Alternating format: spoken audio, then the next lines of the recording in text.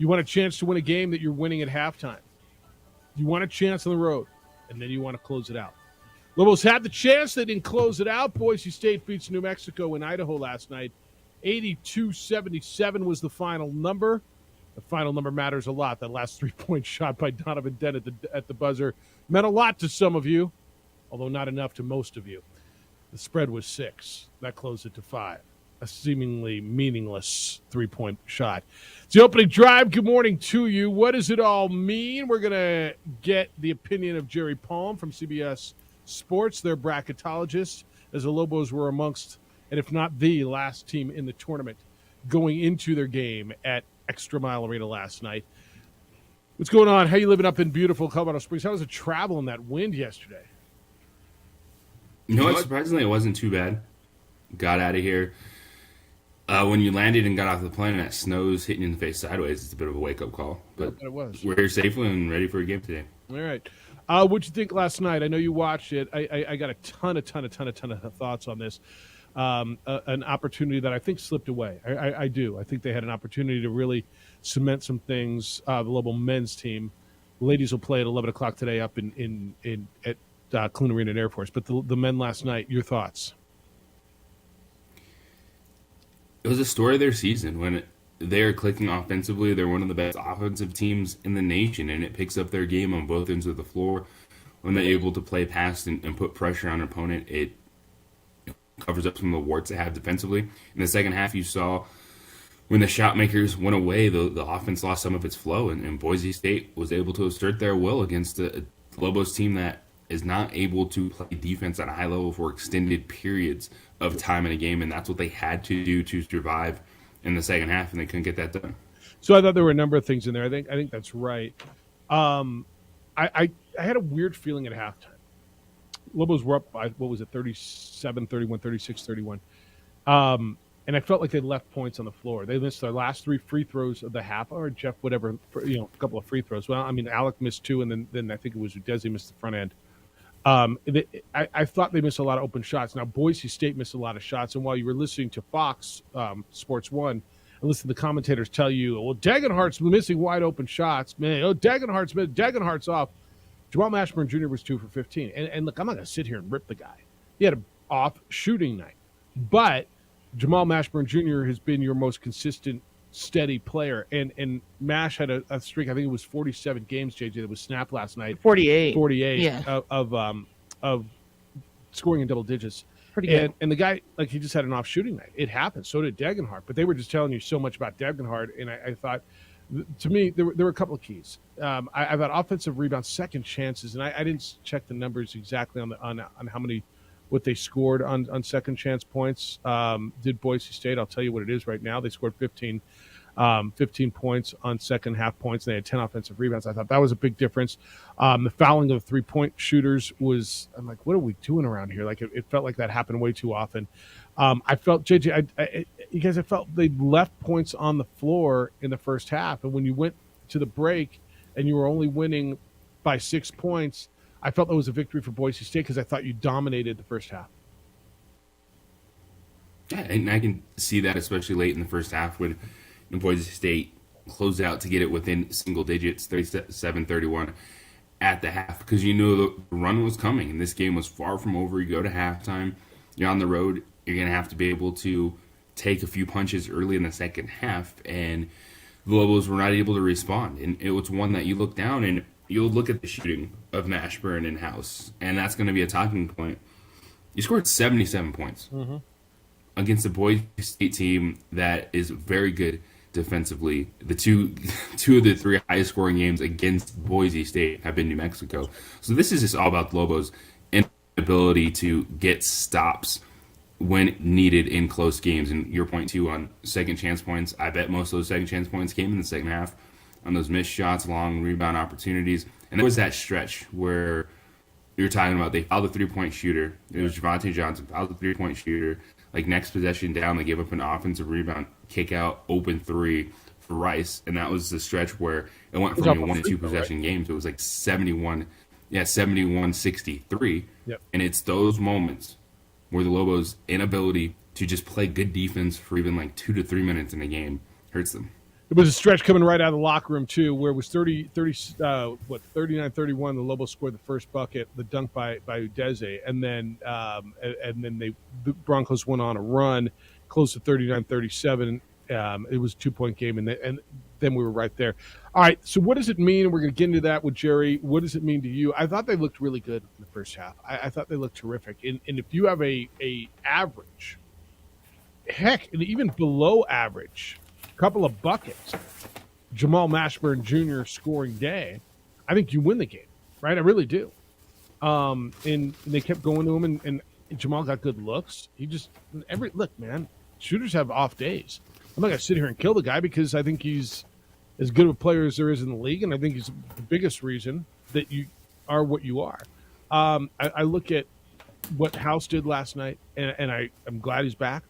14 points, 6 rebounds, 6 assists, turned the ball over 4 times. The Lobos only had 10 turnovers.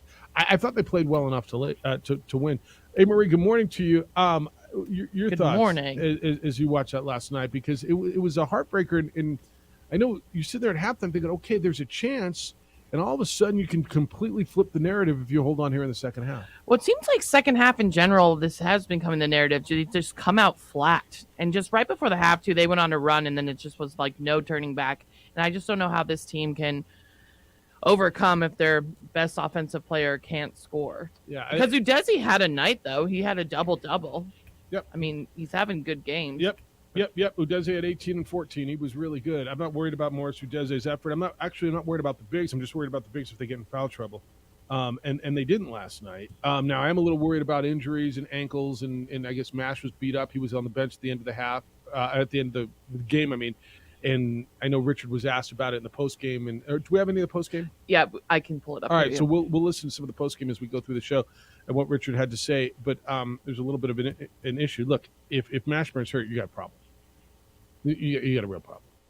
Yeah, you do. If you just saw what happened when Jalen House was out of the lineup, and given the fact he was on the bench, and when they showed him, he wasn't necessarily getting attended to. You hope maybe he just took a shot and wasn't feeling great in the moment, and he can be bounce back and be ready to go for San Diego State. All the focus is going to be on the shooting. This team just can't defend when it needs to. Like the offense, they found enough scores. KJ Jenkins hit 3-point shots. Mm-hmm. They just need moments where they can just rely on their defense to get them through cold stretches, and they can't. And you're sitting here with the team that's lost 8 times in conference play. And they're 7 and 8.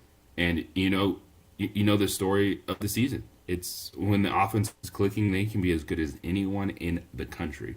And when it's not, they don't know how to pick up the rest of the game to compete. And that's a tough environment on the road, but that's a missed opportunity that now you're down to, if you lose Saturday night, you have to win in Las Vegas. And so much for this at-large resume talk. Like, this is your season. If you don't want to have to go play 3 or 4 games in Las Vegas to get to the NCAA tournament, you're going to have to find a way to beat San Diego State. And right now, after watching this team lose 8 conference games, and I know the problem for them was they lost confidence. Well, I've lost confidence in New Mexico to be the team we thought they could be. Wow. All right. Have you lost confidence as a fan? I'm getting comments from all over the place. Robert just texted me. He says, I'm in Indianapolis. Watched the game last night. How many bleeping times are we trying to block a 3-point shot? I bet we set a record on fouls on a 3-point shooter for the season. Please look it up because it's a problem. Is there a way to look up how many times did a team foul a 3-point shooter in the active shooting in a season? I haven't Jeff seen Grammer might know that number. Yeah, I don't know. Give him a call. It's infuriating, though, isn't it? It is infuriating, and you always appreciate effort, and it's hard to get really angry at effort fouls, but you got to. Richard said, I'm trying to find his exact quote on it, but we didn't play smart. Is kind of the thought of it. You got to be smarter. You got to be smarter. Yeah, you want to play aggressively, but you got to stop fouling 3-point shooters. The offensive rebounding thing, the one off the free throw that you alluded to, where Max Rice hit the wide open 3, to me felt like the shot through the heart. Yeah, it just kind of was. If you're looking at what would describe the second half for New Mexico, it was that series of events for them. And man, they've made some good players in this league look really good, but one of the biggest glow ups in the Mountain West is Matt Rice and what that kid has turned into, and how efficient he was last night, because he didn't start the game shooting well and he finished on a tear. All right.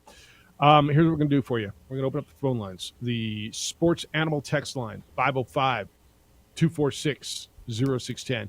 You can hit us on the text. You can also use that same number, 505-246-0610, to call, get your opinions in on the Lobos. Look, it's been a terrific season.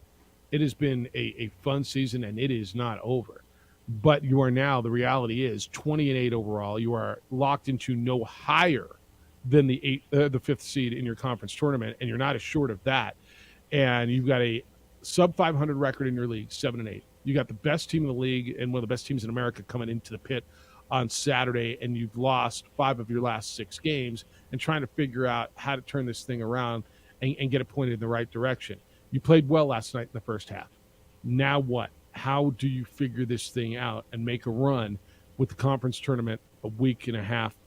Well, 2 weeks. It could start 2 weeks from yesterday. It could start 2 weeks from today, JJ. It depends on where you finish. But your conference tournament staring you square in the face. Where do you go? We're going to get into NFL stuff. There's some Aaron Rodgers talk. There's some Chiefs clapping back on Shady McCoy's shade that he dropped on Eric Bieniemy yesterday. We spent a lot of time talking about that. And what does the loss do for UNM's bubble chances? We can talk about it all we want, but a guy who really knows and America turns to is CBS Sports bracketologist Jerry Palm. Jerry had the Lobos as last team in going into Boise. What does the loss do to their chances according to him? Jerry will join us at 8:30 this morning. It's the opening drive. Thanks for being with us this morning on 95.9 FM and AM 610, the Sports Animal. Makes a little sports analysis. We would like to thank the following sponsors for making this broadcast possible.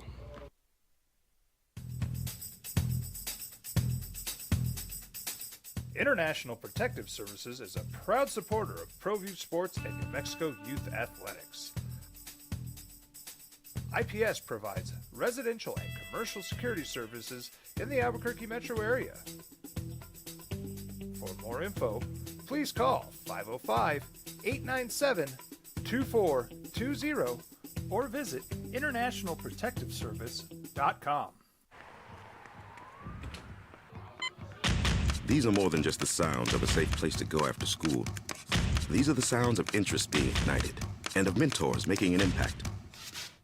At Boys and Girls Clubs, we don't do just one thing. We do whatever it takes to meet the needs of every kid who comes through those doors. Because whatever it takes is what it takes to build great futures. Great futures start here. Sometimes it's the small things that make life easier, like never worrying about being declined at an ATM when only cash will do. With You're Covered from US Eagle, we'll cover you, even if the money's not there. That's a good feeling. And we do it with no extra fees or penalties. It's called trust, and we think that's important, especially if we're asking you to trust us. At US Eagle, that's just part of what it means when we say, people mean more. Check it out. What is it? It's a time machine, bro. I could jump into the future, get my paycheck early. I already get my paycheck early at US Eagle. Get your paycheck up to 2 days early with US Eagle Early Payday. Now's a great time to have your checking with US Eagle. Time machine. Your girlfriend breaks up with you in 22 hours, 53 minutes. Wait, what? Seth? We fight the battles no one hears about. We drop into the middle of firefights to rescue others. And act as one-man air traffic control towers. We're the ones who go before all others.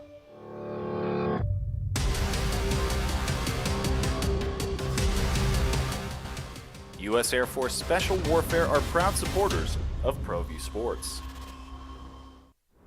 Hi everyone, my name is Master Sergeant Jacob Groves. I am a Air Force Special Warfare pararescueman. Air Force Special Warfare are proud supporters of ProView Network and New Mexico Youth Sports. Air Force Special Warfare operators are critical thinkers. They maintain a high level of fitness, they take initiative, and they don't quit. For more information on Air Force Special Warfare, contact me at the number listed below. U.S. Air Force Special Warfare are proud supporters of ProView Sports. As a mom, I try to make the best choices for my family and our health. That's why I choose Western Sky Community Care. It's a Medicaid plan with quality health coverage and special benefits like Boys and Girls Club membership credit, additional dental benefits, and wellness and support programs. I decide which Medicaid plan is right for us. I choose Western Sky Community Care. Learn more about Western Sky Community Care by visiting discoverwesternsky.com today. Don't sacrifice quality of flavor when you're in a hurry. Golden Pride offers ribs, fried chicken, green and red chili breakfast burritos, and Frontier Cinnabons. 4 great locations, or visit us online at goldenpride@abq.com. Golden Pride Barbecue Chicken and Ribs, proud supporter of ProView Sports Network. Well, I'm going to the frontier, walking to the cashier, order up a root beer and a number 1. Cover it with green stuff and one. Jeff Symbieta, JJ Buck, A. Marie. Catch the very last play of the game? Donovan Dent hit a 3. Did you catch it? It was like afterwards. It just came down, kind of NBA All-Star Game defense, and he hit a 3. Did it matter to you? You didn't bet the game, did you? No, I did not bet. Oh, it mattered to some. But it probably meant a lot to others. It was a Aye. 6-point spread. Lobos were 6-point The dogs. push. No, it was 5. That wins the bet if you're a Lobo fan. If you're a Lobo fan. Yeah. Well, there's always a positive. Then there's something. If you bet the Lobos last night, and JJ last night or yesterday sat right here and said, "Yeah, what'd you tell me? It was closer than 6. I mean, if you would bet, you would take the 6, right? You took. Yeah. He hits a 3. Right at the buzzer Boom. to make it. It came off of a missed free throw on the other side, maybe even 2. But that's right there on your bad beats. If you had Boise State plus 6, there's your positive. This was a tough one last night. And the text line says, Jeff, yes, if Mash has a decent night, but what if Degenhardt doesn't go 0 for 3 or 0 for the 3-point line for Boise, and Degenhardt had open looks? Lobos took an L and are not making the tournament. Oh, that's right. No, my point was, in the situation last night, that was the worst shooting night we've seen from Jamal Mashburn. Again, the guy is allowed a bad night. I'm not going to sit here and pin the game on him. That's not by any means what I'm doing. Team sport. Yeah, no, he had a rough night, and I have no problem with the guy shooting. And Degenhardt was 0 for 8. That's the guy who hit the 3 at the end of the game here at the end of regulation in the pit to send it to overtime. He's a terrific player. He was 4 for 14 from the field, and he was 0 for 8 from three-point land. And Mash was 2 for 15 and 1 for 3. Like the two main scorers both had off shooting nights. Like you're right. Yes, if Degenhardt doesn't go for the 3-point line, yes. What ifs? Yeah, we're playing the what if game, I guess. But my point is you get an average night last night from Mash, and you may get out of there with a win. And again, I'm not mad at him. It happens. I thought Odeze was terrific last night, by the way. It was good decisions, going hard to the basket early. The way he was scoring, the way he was working out of it when they brought more pressure in the post on him. And, yeah, you can look at the offensive numbers in this game. It just goes back to the Lobos' inability to play good defense for 2 or 3 minutes to get them through cold stretches. Because that's when the offense falls apart. You see it affects their whole game. Because there were even more open shots in the second half. There was open layups to the basket. And this team isn't playing efficient offensive basketball. It affects them far too much on the defensive end. Not just that we're expecting them to be a great defensive team, which they're not, but it affects the effort on that end for New Mexico. All right, we're going to be at the conference tournament. It's in 2 weeks. The men's tournament starts in 2 weeks from today. The ladies starts a week and a half. JJ will be in on Sunday, and the ladies will figure out when they play, whether they play on Sunday or Monday, but they play. You get women's basketball today here on these Sports Animal. Lobos and Air Force. JJ will have the call from Clune Arena, 11 o'clock today, and then we will be live at the Mountain West Conference Tournament. The opening drive will be brought to you from Las Vegas, Nevada for, JJ, I don't know how many years in a row. We've been doing this show. This is, we'll celebrate 15 years this July. But out of the 15 years, I think we've probably been there 13 of the 15 years, and looking forward to doing it again. Yeah, no, it's fun, and it's a good time, and hopefully, hopefully the listeners get something out of it. I want to say thank you to California Closets, custom closet systems and solutions for the whole home. Coleman Vision, perfect game. Rich Ford celebrating 62 years at the corner of Lomas and Wyoming Northeast. And New Mexico Look, the best in New Mexico souvenirs and team apparel. Next up for the Lobo men, nationally ranked San Diego State is in the pit. It is Saturday night. It is at 8 o'clock, and it is sold out, A-Marie, but we've got 2 pairs of tickets to give away today. We do. We're going to do that at 7:55, which is the end of the first hour here. And then right after we talk to Jerry Palm from CBS Sports, we'll do that at about 8:43, I think is about when we do that. So 2 pairs, 2 times to win. This is courtesy of our friends April Lynn and Shane over at All In Autographs. And if you haven't been there, you're really missing out. That place is like a museum. You should stop by All In Autographs over on Wyoming and Manal in the Hoffmantown Center. It's the most beautiful, unbelievable memorabilia store I've ever seen here, and as good as anywhere you've seen in America. So go by, but we'll do that, and we're going to give away tickets. Text line JJ says, a series of recruiting errors, bad personnel decisions, and getting out-coached in the second half will define Little Dicky and the Lobos this year. What a total collapse this season. And this fan base has gone from euphoria to that. What are the recruiting errors? Did they not get enough? I don't know. I don't understand. Now, if you want to sit here and say, look, he got out-coached and Leon Rice made adjustments at halftime, we can always have the conversation, and I'll always lean on players make plays, right? And I heard this a lot after the first Nevada game where Alford clamped down, forced that 5-second, the 5-second count on the inbounds play, and the way that whole thing ended up. I mean, if you want to talk about coaching decisions, where am I serious? A series of recruiting errors. Mashburn and House is a terrific backcourt. He went out and needed bigs. He got 2 terrific bigs who have made a huge difference. And he's in his second year of taking over something that was really not very good. I mean, I don't know. You could always do better. You could always go back and say, what if? You could always say, this guy, they need this, or they need this, or they shouldn't have let that guy go, or whatever.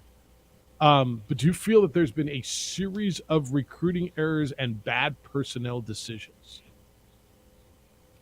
Not at all. And that's why, to me, what the Lobos have done in Mountain West play is that much more frustrating, because this team should not be an 8-loss conference team.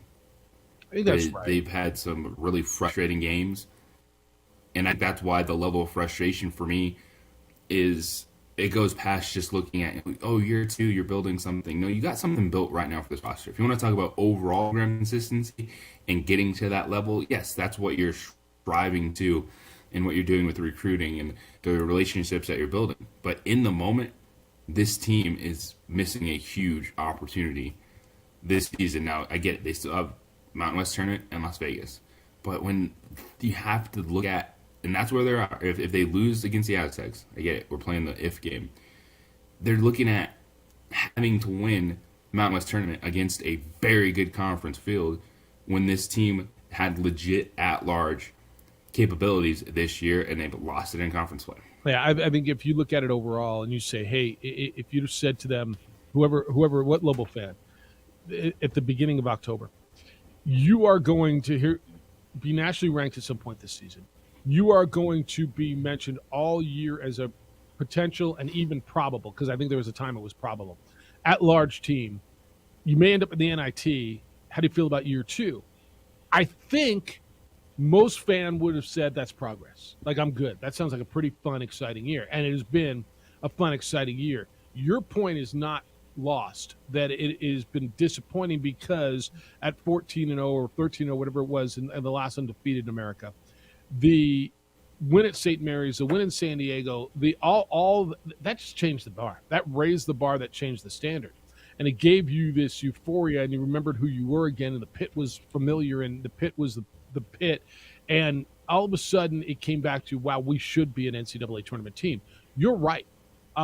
They shouldn't have 8 losses in this league, right? It's 7-8. You look back, I mean, the Wyoming game is one where you just sit there and what happened that night, right? In retrospect, are you going to lose a game at Fresno or at Air Force? Yeah, but maybe not both, right? If you're going to be the team that you want to be, if you're going to be that Boise State team, which I know you're going to sit in here and tell me I don't want to be them, you kind of do right now. You kind of do, because they're fighting for the conference championship and they're going to the NCAA tournament. You kind of do. If you want to be Nevada, you can lose one of those, but you can't.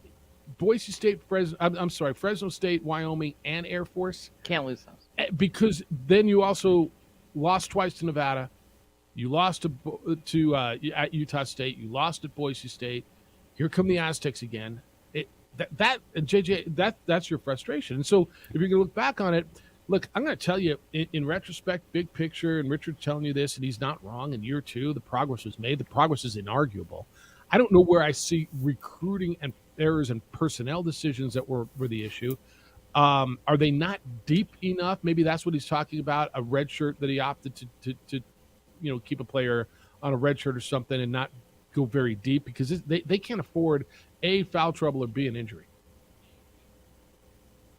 Yeah, the one that you're looking at now, there's someone like Quentin Webb, but he came in, I think, as I think he was like 17 when he joined the team. So I can understand that they want to let him grow, and he was looking at the rotation.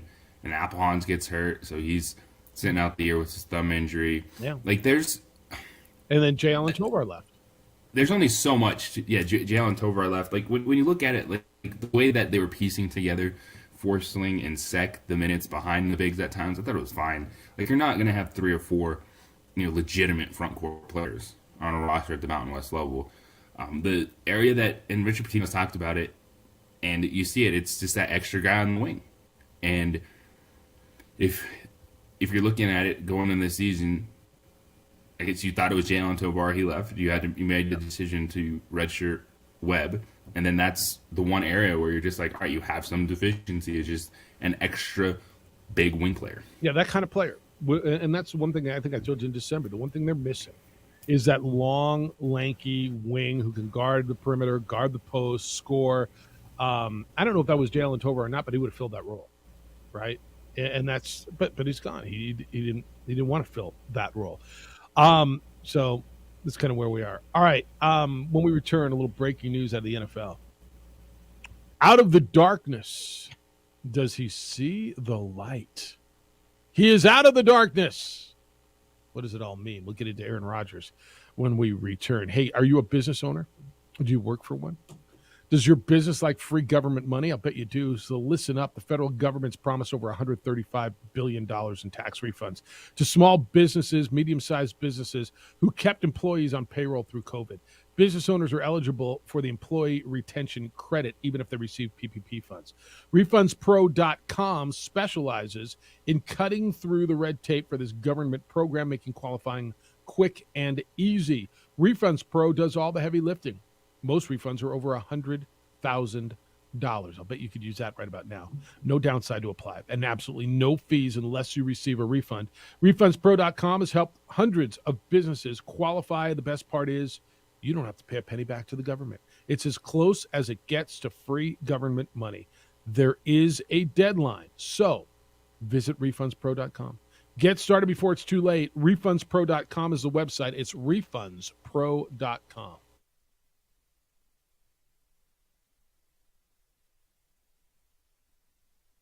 We would like to thank the following sponsors for making this broadcast possible.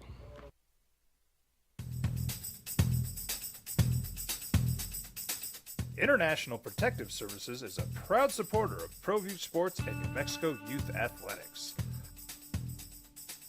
IPS provides residential and commercial security services in the Albuquerque metro area.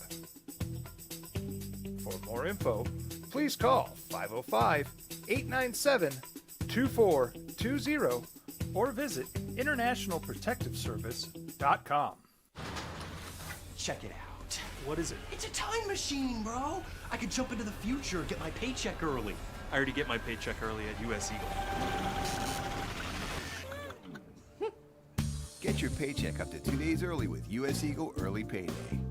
Now's a great time to have your checking with US Eagle. Time machine. Your girlfriend breaks up with you in 22 hours, 53 minutes. Wait, what? Seth? These are more than just the sounds of a safe place to go after school. These are the sounds of interest being ignited and of mentors making an impact. At Boys and Girls Clubs, we don't do just one thing. We do whatever it takes to meet the needs of every kid who comes through those doors. Because whatever it takes is what it takes to build great futures. Great futures start here.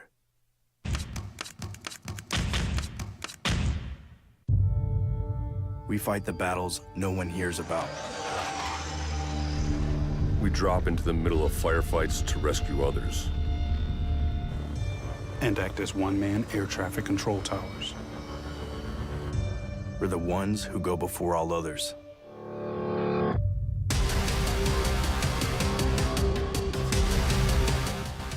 U.S. Air Force Special Warfare are proud supporters of ProView Sports. Well, I'm going to the frontier, walking to the cashier, order up a root beer and a number one. Cover it with green stuff, one scoop is not enough. Find a booth is real tough, back by the Duke. Meet my family, meet my friends in the quirkiest restaurant I have ever been. All of Albuquerque's favorite spot, it's the Frontier Restaurant. The Frontier Restaurant is a proud supporter of ProView Networks. Hi everyone, my name is Master Sergeant Jacob Groves. I am a Air Force Special Warfare pararescueman. Air Force Special Warfare are proud supporters of ProView Network and New Mexico Youth Sports.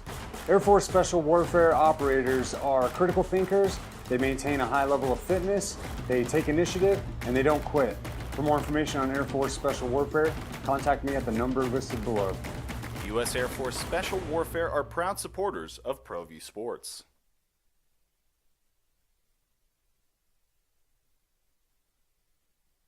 We would like to thank the following sponsors for making this broadcast possible. Hi everyone, my name is Master Sergeant Jacob Groves. I am a Air Force Special Warfare pararescueman. Air Force Special Warfare are proud supporters of ProView Network and New Mexico Youth Sports. Air Force Special Warfare operators are critical thinkers. They maintain a high level of fitness, they take initiative, and they don't quit.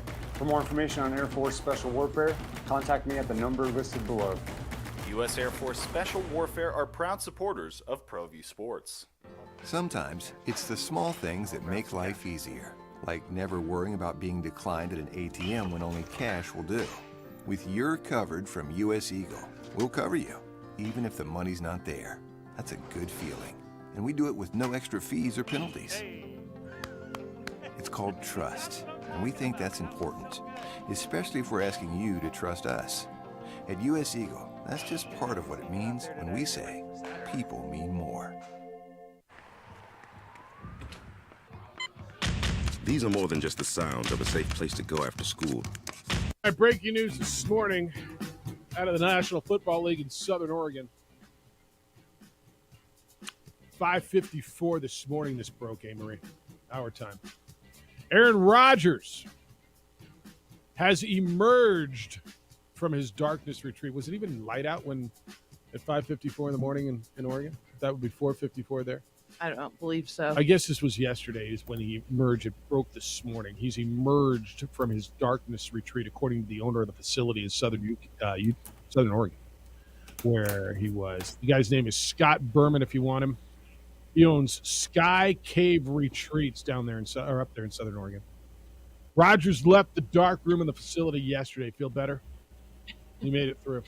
What good marketing for that guy? I'm sure a lot of people now, Aaron Rodgers fans, will go test that out as well. Even people who don't like how many exponentially, and I would tell you probably 1,000 times more hits did he get in the last, I don't know, week on his website for Sky Cave Retreats. Oh, I'm telling you. Good influencer he has and there. how much is it? Well, and his prices went up. I mean, I don't know what he charges. Let's just say he charges $1,000 a day, and I'll bet that's not even close. But let's say he charges $1,000 a day, and he probably now charges $5,000 a day. Oh, totally. For the darkness retreat. Yeah. So he's out, and now what? He's set to make $59.5 million this year with the Packers. So it depends who you listen to and who you want to believe. I've told you the whole time I think he's going back to Green Bay. You guys don't, right? Both of you don't?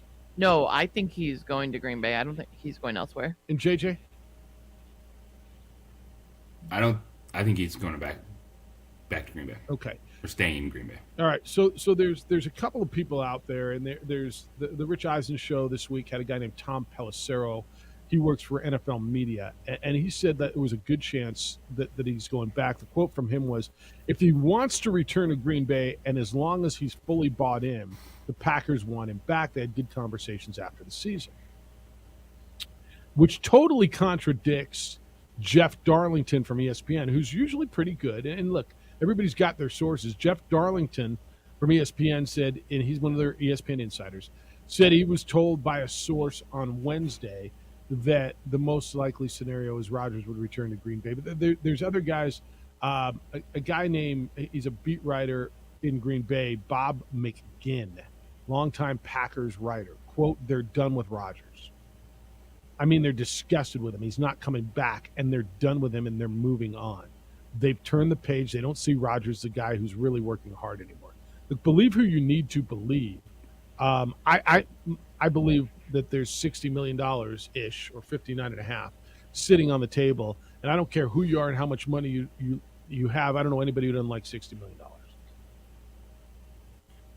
Yeah, and if we're Green Bay, you're at the mercy of Aaron Rodgers because you handed your franchise over to him. You did not think that it was going to get this messy when you re-upped him for the final few years of his career, and you made that huge commitment to him. You figured, hey, this is going to be 2 or 3 years where Green Bay is able to compete at a high level. We saw how challenging it was last year for him to get on the same page with some of those young receivers. And, this is one where Aaron Rodgers has gone to, himself, celebrity status off the field, so everything he does in the offseason is going to be elevated. Like, this could be a normal process for anyone because it's Aaron Rodgers. We're like, oh my gosh, now it's going to make a decision. And it's easy, man. He could set all this down. The Packers as a franchise could set all this down, but they don't want to do that. And that's why they're at the mercy of Aaron Rodgers and waiting out what he says. And here we go. And that's why we're all at 5:48 in the morning. Well, and it's the end of an era. He's the last of, that group of quarterbacks that majority, the last 20 years have taken over our TV. So you're talking the Mannings, the Bradys, Yeah. the Rodgers. Breeze, they're just Rivers. just the end of end of an era. Yeah, I think that's right. It was Because Rivers, Breeze, Brady. Yeah. It's time, though. When you watch Aaron Rodgers last year, I know the Packers struggled, but was he a guy that when you watched him, did you ever get the feeling of, oof, that's just an old guy? No. No, I didn't. And that's why I think this is extra frustrating for Green Bay of why are we even here? We just signed you. We just gave you a ton of money to finish the career out. Why is this even a topic? Why is this even a made-up conversation? Like, there should be zero question that Aaron Rodgers is coming back. That's where my frustration would be from the Packers. I agree. Like, all right, we didn't play up to our expectations, but you didn't look like full quarterback last year. This should be zero. Zero fire like this for the Packers in the offseason. He didn't look old. He didn't look finished. Did he look elite to you? Were there many instances, if any, that he looked elite to you? I thought the play calling and offense was going to change a lot this year because they have a dual threat running back. So I thought they would become more of a run first team. I'm not saying Aaron Rodgers can't do it, but losing Devontae Adams and having a young core of receivers, I just thought the offense would look a little different this year. And you still seen towards the end of the year, he was connecting with Christian Watson and his receivers, but not elite, but they still played well and they were still competitive. $60 million should be elite. Yeah. These young guys that are taking over now, that's $60 million should be elite. Yeah. All right. It takes away from But you're not going to get elite out of 38 years old. Yeah, absolutely. And you're losing whatever this magical cap space to build a team on maybe the future. Oh, that's right. 505-246-0610 if you want to get in. We're giving away Lobo tickets to go see UNM and San Diego State The game Saturday at the Pit, it's sold out. We're going to do that coming up at 7:55 and at 8:43 this morning. So make sure you're with us on that. Ray, you want to talk about the Lobo game last night? Lobos losing Boise 82-77. Good morning, Ray. You're on the Sports Animal. Yeah, I think the Lobos, how many of the one-on-ones, they missed the front end of one-on-ones. And if you look at the thing, like you say, before the game got out of hand and the Lobos were fouling all the time, it was the free throw shooting. They can't make their free throws when they need to. And then 4 of those 3-point shots where the Lobos went out and fouled them, that was ridiculous. That gave them what, 12 points? At least a potential 12. I don't know. No, they played decent in the first half, but I had a little feeling, like you said earlier, when they were up 12, and then all of a sudden they got cut to 7, and they missed Dent and what's his name? The other guy. He missed. He missed the front end of a one-on-one, and then Dent missed the front end of a one-on-one. That would have put us back up by 11, 12. But I think it's just the free throws. And I think maybe they got a little bit tired, but they're going to be all right. Like I say, I've been saying the whole time, it's going to come down to the tournament. No, it is now. I think they get in anyway if they win the next 3 games, beat San Diego State, beat Fresno State, Colorado State. I think they'll be in the 11, 12 seed. Yeah, but, go to Dayton. Go to Dayton as one of those first 4, maybe. And I think that at this point, that's a victory. If you get to Dayton and get to be one of those first 4 and get in, that's a victory right now. Yeah, exactly. But I think they're going to do good in the tournament neutral site. Then we'll see. All right. Thanks, Ray. But I'll be there watching it, so hopefully they win the whole thing. I'll see you there. Say hello. We'll have a beer. Be well. You think, JJ, does that make Saturday must win? I mean, I hate to sit here and say San Diego State's coming in and the best team in the league, and they're ranked. They had to win one of these games. So that's a must win then. That makes Saturday a must win if you're thinking about at large, right? And even then, we'll talk to Jerry Palm. He'll be with us coming up in about less than an hour, the CBS Sports bracketologist. But even if they beat San Diego State, and look, we're talking in a vacuum now, and what about this team, and what about that team, and what is, Kentucky won yesterday, Mississippi State won 2 nights ago. All these bubble teams are winning, and you're not. I mean, that's the reality of it, right? All the bubble teams, a lot of these bubble teams are winning, and you're not. And you got a big opportunity. Yeah, the Lobos had to get one of these 2 games to stay on the bubble. To not be in, to just stay on the bubble. Yep. That was what the stretch is. Yeah. All right, we'll give away those tickets coming up at 7:55, and we get more into this. It was the free throws, but I had a sick feeling, and I know some of you did because my phone was kind of going bonkers. The Lobos were up at halftime. But did you feel like they were going to win? I felt there was an opportunity. They were up 37-31 at halftime. But it's like a football team that drives down, JJ, and kicks field goals. They dominate field possession, and they kick field goal. And so instead of being up at halftime 28-10, they're up 15-10, right? Or 18. I felt they left some stuff on the court. I had a weird feeling, and Boise State came back and got them. Well, we'll talk about that more. We'll get more into the Aaron Rodgers stuff as well, because I got that. More NFL news, too. Brock Purdy situation, and we spent a lot of time yesterday talking about LaShawn McCoy, the former Chief, bashing on Eric Bieniemy. Well, now some of his teammates are coming back and clapping back on Shady McCoy. IPS watches my home. They watch homes, businesses all over Albuquerque because the bad guys are out there in big numbers.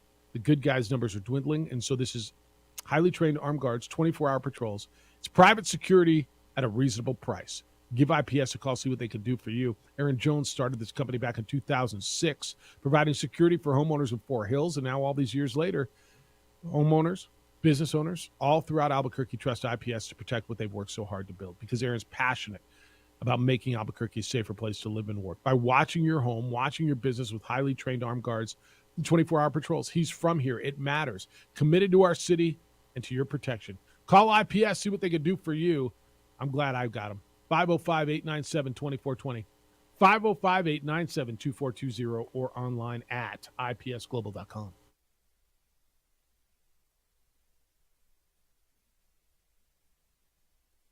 We would like to thank the following sponsors for making this broadcast possible.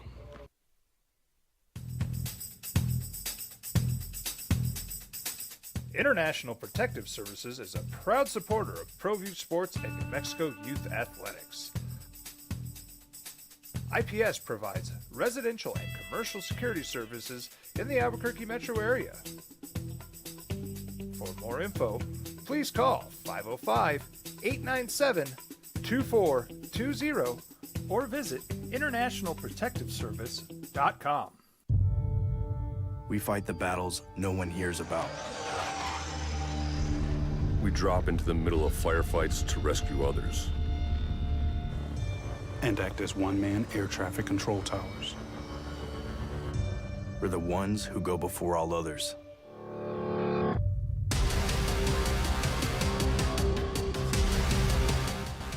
U.S. Air Force Special Warfare are proud supporters of ProView Sports. Dream style stucco. Stucco is the way to go. A Southwest tradition, beautiful and durable. The perfect combination.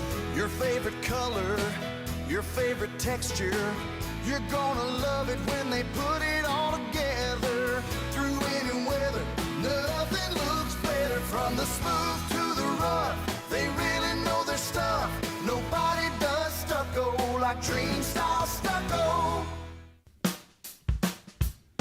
Well, I'm going to the frontier, walking to the cashier, order up a root beer and a number one. Cover it with green stuff, one scoop is not enough. Find a booth is real tough, back by the Duke.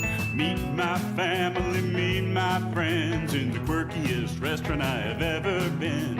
All of Albuquerque's favorite spot, it's the Frontier Restaurant. The Frontier Restaurant is a proud supporter of ProView Networks.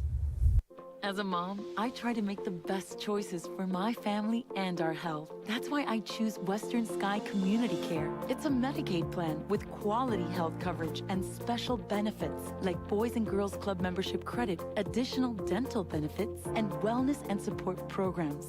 I decide which Medicaid plan is right for us. I choose Western Sky Community Care.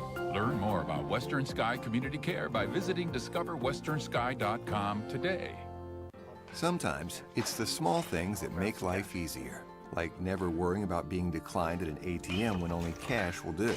With your covered from US Eagle, we'll cover you, even if the money's not there. That's a good feeling. And we do it with no extra fees or penalties. It's called trust, and we think that's important, especially if we're asking you to trust us. At US Eagle, that's just part of what it means when we say people mean more. Check it out. What is it? It's a time machine, bro. I could jump into the future, get my paycheck early. I already get my paycheck early at US Eagle. Get your paycheck up to 2 days early with US Eagle Early Payday. Now's a great time to have your checking with US Eagle. Time machine. Your girlfriend breaks up with you in 22 hours, 53 minutes. Wait, what? Seth? These are more than just the sounds of a safe place to go after school. These are the sounds of interest being ignited and of mentors making an impact. At Boys and Girls Clubs, we don't do just one thing. We do whatever it takes to meet the needs of every kid who comes through those doors. Because whatever it takes is what it takes to build great futures. Great futures start here.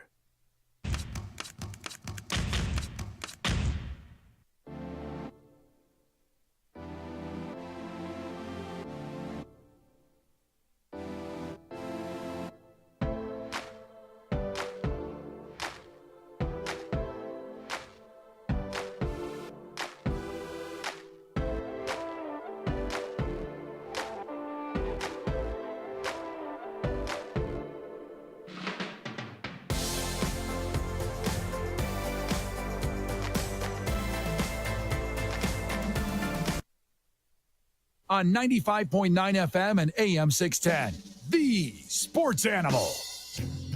You guys are very, very responsive or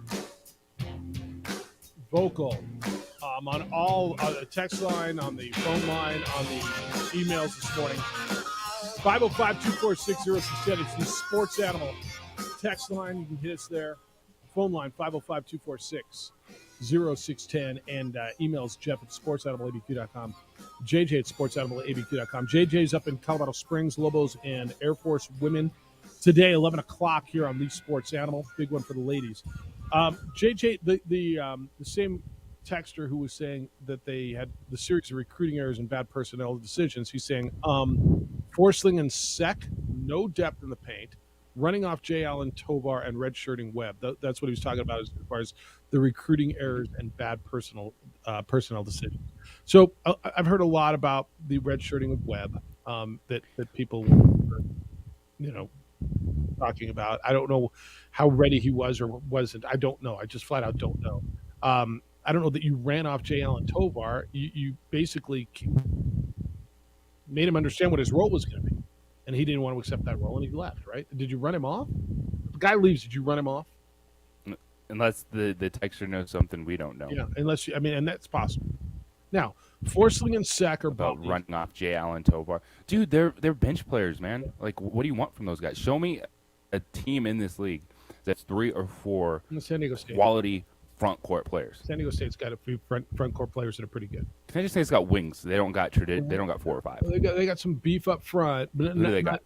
When they bring Keyshawn Johnson off, when they start with Mensa, they come off with Johnson and Parrish wing and they have a lot of wings that can play that can play low. Now that's fair. Degenhart feels bigger, but he's only 6'7". Yeah. They're developing bigs. This one says, what's happened to New Mexico, Jeff? They're ranked 25th a couple months ago, and they fall apart. Do you think they can win a game or two in March Madness? I think they got to get to March Madness before they can win a game or two. Jeff says, to make an end of the season run, a March run, Lobos are not deep enough. Says, they're not teaming up with bigs. Our short guards are hurting us, and they look tired in the second half. They're giving up way too many backdoor layups and threes. They need to win out and at least win one conference tournament game, or I think they're out. They might be last in right now, which means they can easily be first 4 out. The NCAA Selection Committee likes wins in February and March much better than December. The resume is the resume. I know it used to be that way, that they liked winning late. Does that matter now? I don't know. But the bottom line is you're 7-8 in conference. You've lost 5 of your last 6. You've got some tough losses on your schedule, and it's going to be tough now to get in. And that makes this Saturday against the Aztecs such a big, big win. JJ, this one says on the text line, that's why they say defense wins championships. It always comes down to we need to stop, and defense is mostly just effort. Okay. I didn't think in the first half especially, now they missed a lot of open shots, that the defense was horrible. Did you think they were really bad defensively? This wasn't like Air Force or anything. In the second half, they were. Yeah. All right, this one says, it's from Ray. It says 0-4 down the stretch. Keep getting out-coached in the second half. Can't win when 2 best offensive weapons are no-shows. Is it hard for me to say Mashburn was a no-show? I don't know. Sometimes you just don't hit the shots. Sometimes you have a bad shooting night, and he did. It's hard. Team for me. sport though, is y'all right? Can you say Mashburn was a no-show? Can you say he was a no-show last night? He had 5 rebounds. He had an assist. Didn't turn the ball over. He was 2 for 15. He didn't shoot the ball well. Can you tell me he was a no-show? Offensively, but that's like the point of team basketball. Like, the second half performance was frustrating, but there's enough there that if they found a way to pick it up defensively, withstand those runs better, they still had a shot to win that game. Yeah, I don't know that I think he was a no-show. He just didn't shoot the ball well. This is from AC on Boise State. Good morning, Jeff. Because I didn't watch the game late last night, I'm wondering what excuses UNM fan will have today. Refs, house, the refs, Boise football team by UNM bench, all of the above. I'm thinking E. No, I'm not hearing excuses. I'm hearing frustration today, right? I'm hearing frustration because you got to a point where you really, really felt good about this team, and you should have. Dean says, good morning, Jeff. I have a question on Selection Sunday process. The conference record is not presented to the committee, correct? Its overall body of work and record against Quad 1 wins. I listened to Jerry as well. Thank you. I don't know if it's present, and the whole package, right, when they sit down in that room, we'll talk to Jerry about this. Conference record, I've always been told, doesn't come in to factor because we've talked about teams with losing records in conferences before getting into the tournament out of the SEC, out of the Big 12, out of the Big 10. Does conference record matter? No.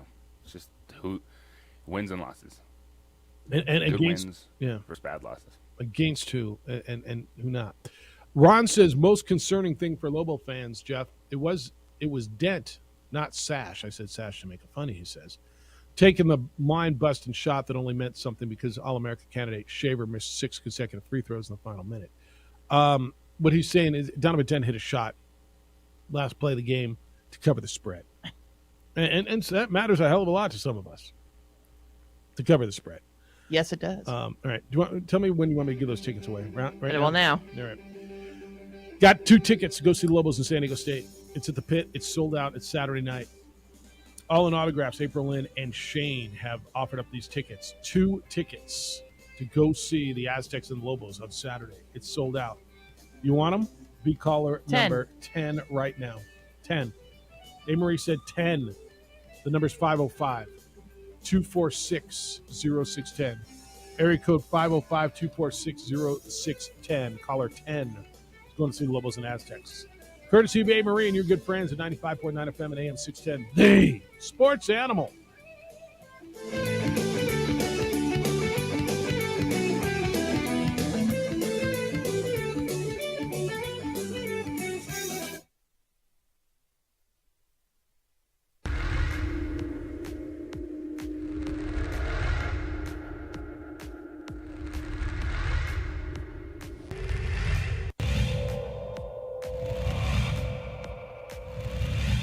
Nelson, he's got 3 fouls, so he doesn't really want to be getting the ball. The dagger. That's Gomez!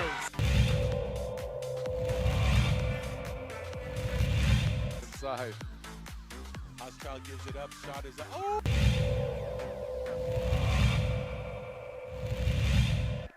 Ball goes inside to Duke, guarded by Trujillo. Eli with the tip and the finish.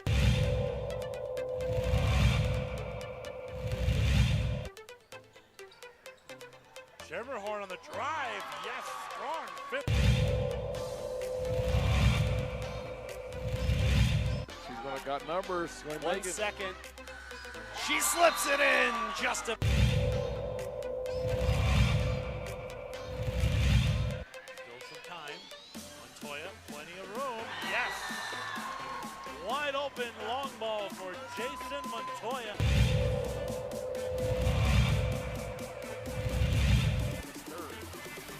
The screen, ball fake, but rejected. Oh, rejects it.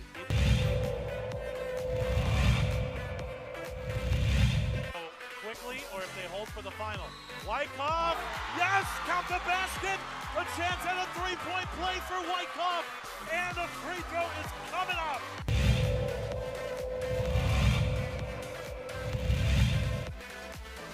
Catch and shoot. E-Hill, give it to the hot hand. Why not? We're happy for the boys, and oh boy. Coach.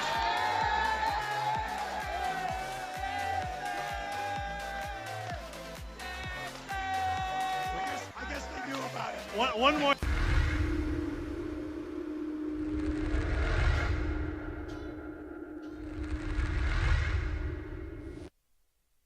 We would like to thank the following sponsors for making this broadcast possible.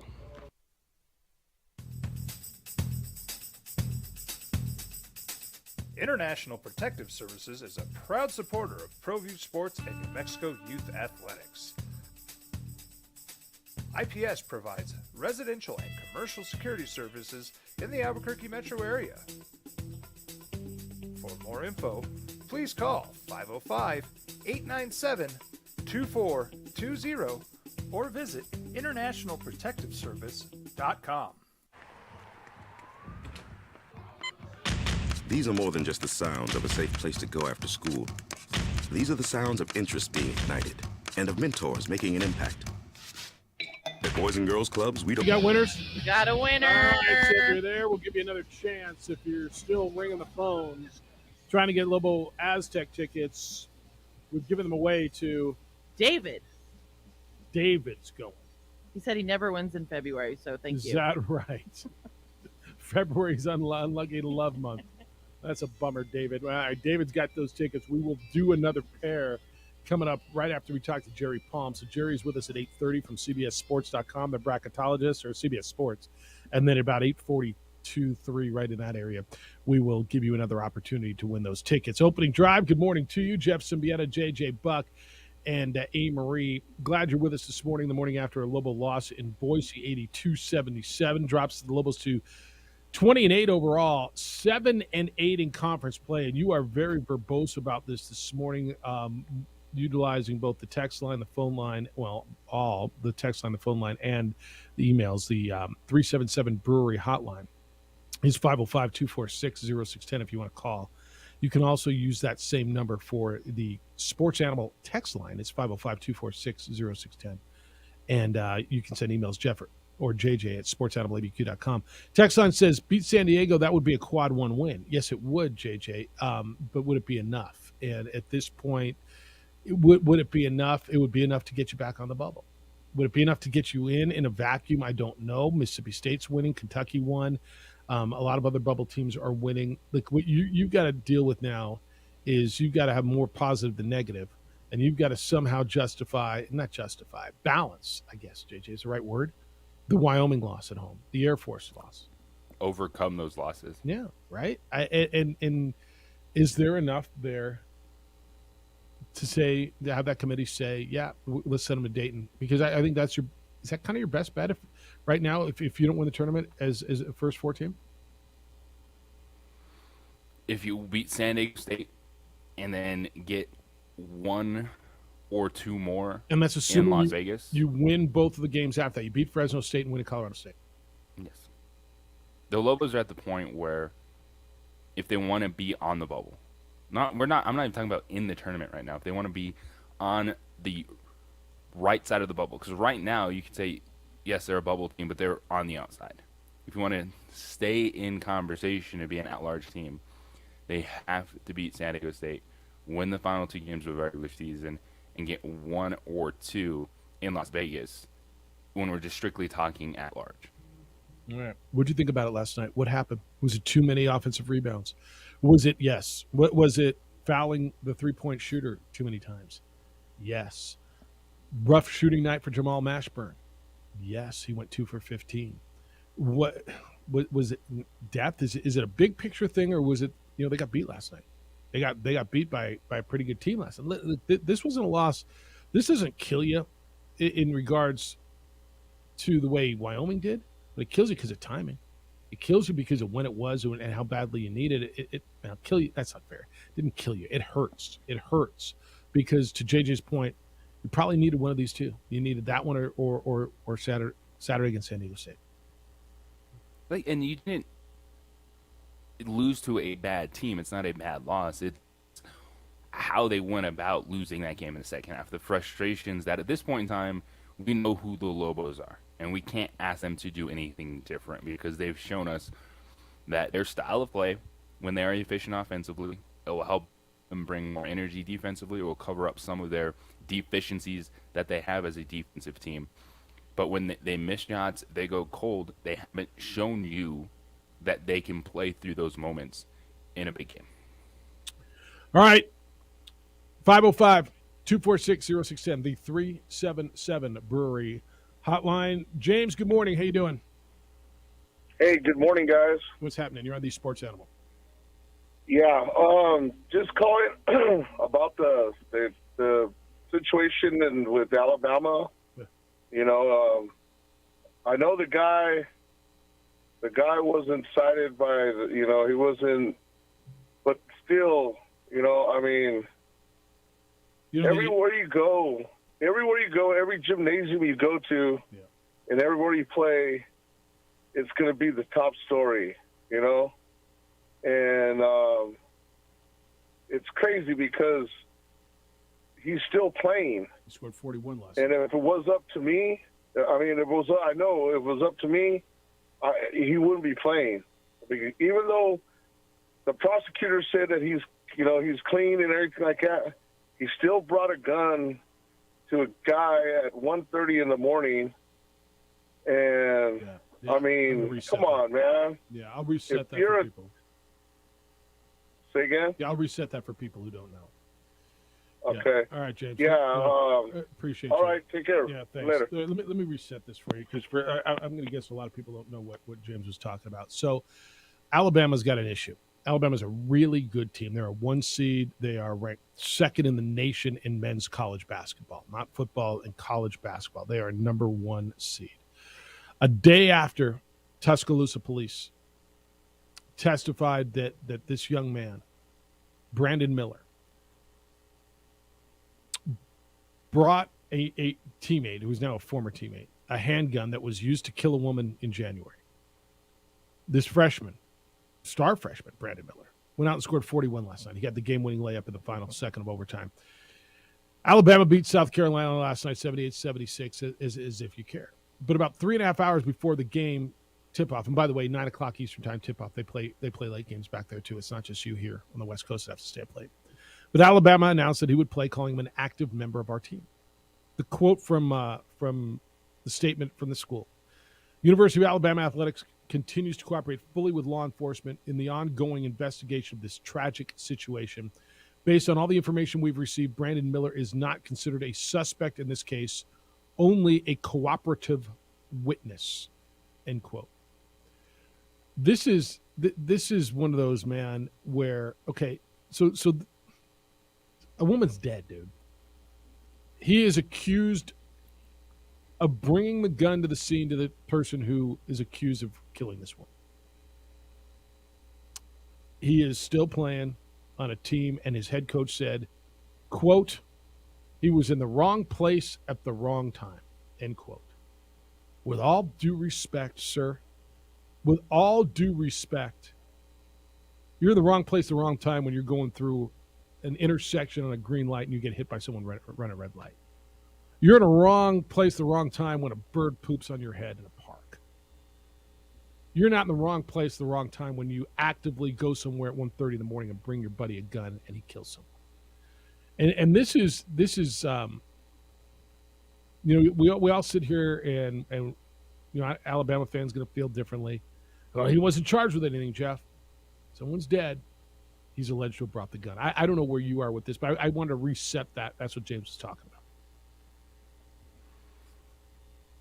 It's one that if you're Alabama, you have to make sure all your ducks are in a row. And it's conversations that's not just the AD and head coach and university president. It's the legal team. It's those members that say, based on the information they have, player X, in this case Brandon Miller, can play and it won't hurt the team. It won't fall back onto the team for any violations, because they have to be sure, because this could destroy their season if they put him on the floor. And then the NCAA actually decides to want to do something in this case and go, oh, you're playing an ineligible player due to rules or something along those lines.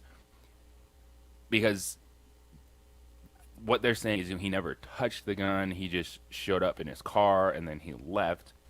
But a weapon was delivered to a person who murdered somebody. All right, so here's a few more details on this. So Tuesday of this week, so 2 days ago, a detective at the Tuscaloosa Police Department testified that Brandon Miller, the young man we're talking about, brought the gun to Darius Miles, who's been thrown off the team. That night, a 23-year-old woman was shot and killed. Miles evidently asked him to bring the gun, and there's a text message with there. So Miles been removed from the team. There's somebody named Michael Davis and faces capital murder charges in the death here. She was killed near campus. Miles, the guy who was removed from the team, admitted to providing. I'm sorry, Miles is the player here. Admitted to providing the gun used in the shooting. Greg Byrne's the athletic director there. I know Greg Byrne a little bit. Actually, Greg Byrne went to elementary school in Albuquerque, New Mexico, at Comanche Elementary, the Alabama athletic director. He told ESPN yesterday, quote, that they got new facts. They got, quote, new facts, end quote, in the last 48 hours, both from Tuesday's hearing and afterwards. And the decision to allow Miller to play was made in consultation with the university president, university legal counsel, and others at the school. Collectively, we decided Brandon was able to play, is what he said. I don't know, man. And then Nate Oates, after the game, Nate Oates is the coach, called Brandon Miller one of the most mentally tough kids I've ever coached. Not surprised he came ready to play, played well. It could have been a distraction, but Brandon showed up. I'll give him that. I'll give him mentally tough to go out and score 41 as a freshman after all that. All right, I'll give him the props for that. But should he have been playing? Should a guy who's I mean,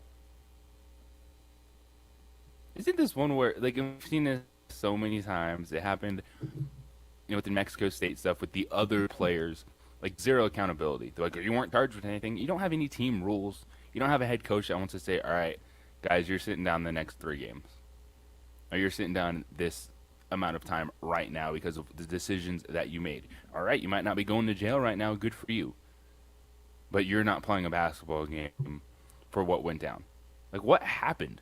Like, to coaches and wanting to, like, send messages and set tones. Yeah, I'm not really sure. But the young man who was accused, and actually, accused, he said, I did it. I brought the gun. I brought the gun there. He's playing basketball, scored 41. It's where we are right now. They're a really good team. He's going to be a difference if he continues to play. He may be a one-and-doneer. He's in line to be the number 1 overall pick in the draft. Mm-hmm.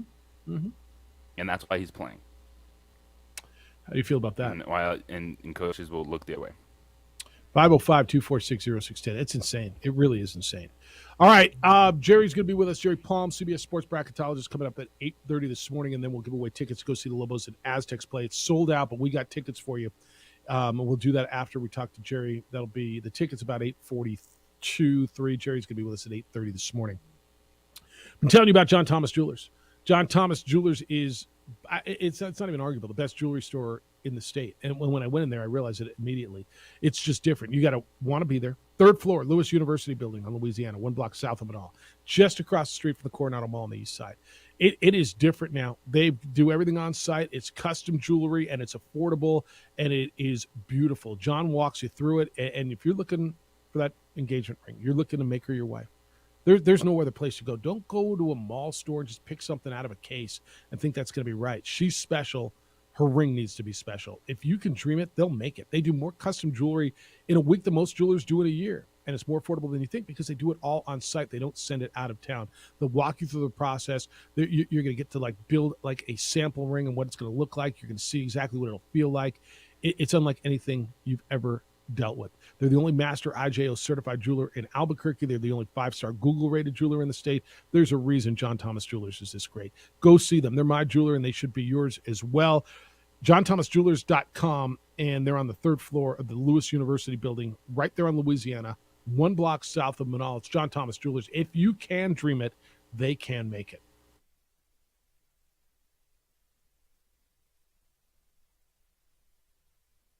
We would like to thank the following sponsors for making this broadcast possible.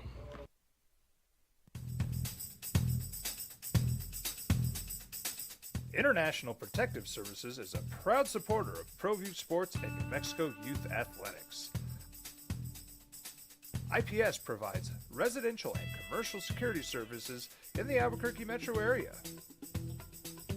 For more info, please call 505-897-2420 or visit internationalprotectiveservice.com.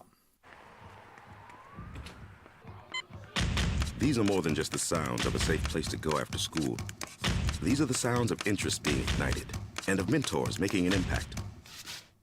At Boys and Girls Clubs, we don't do just one thing. We do whatever it takes to meet the needs of every kid who comes through those doors. Because whatever it takes is what it takes to build great futures. Great futures start here. Sometimes it's the small things that make life easier, like never worrying about being declined at an ATM when only cash will do. With You're Covered from U.S. Eagle, we'll cover you, even if the money's not there. That's a good feeling. And we do it with no extra fees or penalties. It's called trust, and we think that's important, especially if we're asking you to trust us. At U.S. Eagle, that's just part of what it means when we say people mean more. Check it out. What is it? It's a time machine, bro. I could jump into the future, get my paycheck early. I already get my paycheck early at U.S. Eagle. Get your paycheck up to 2 days early with U.S. Eagle Early Payday. Now's a great time to have your checking with U.S. Eagle. Time machine. Your girlfriend breaks up with you in 22 hours, 53 minutes. Wait, what? Seth? We fight the battles no one hears about. We drop into the middle of firefights to rescue others. And act as one-man air traffic control towers. We're the ones who go before all others.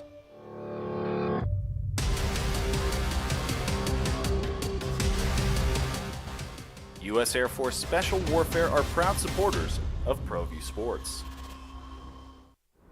Hi everyone, my name is Master Sergeant Jacob Groves. I am a Air Force Special Warfare pararescueman.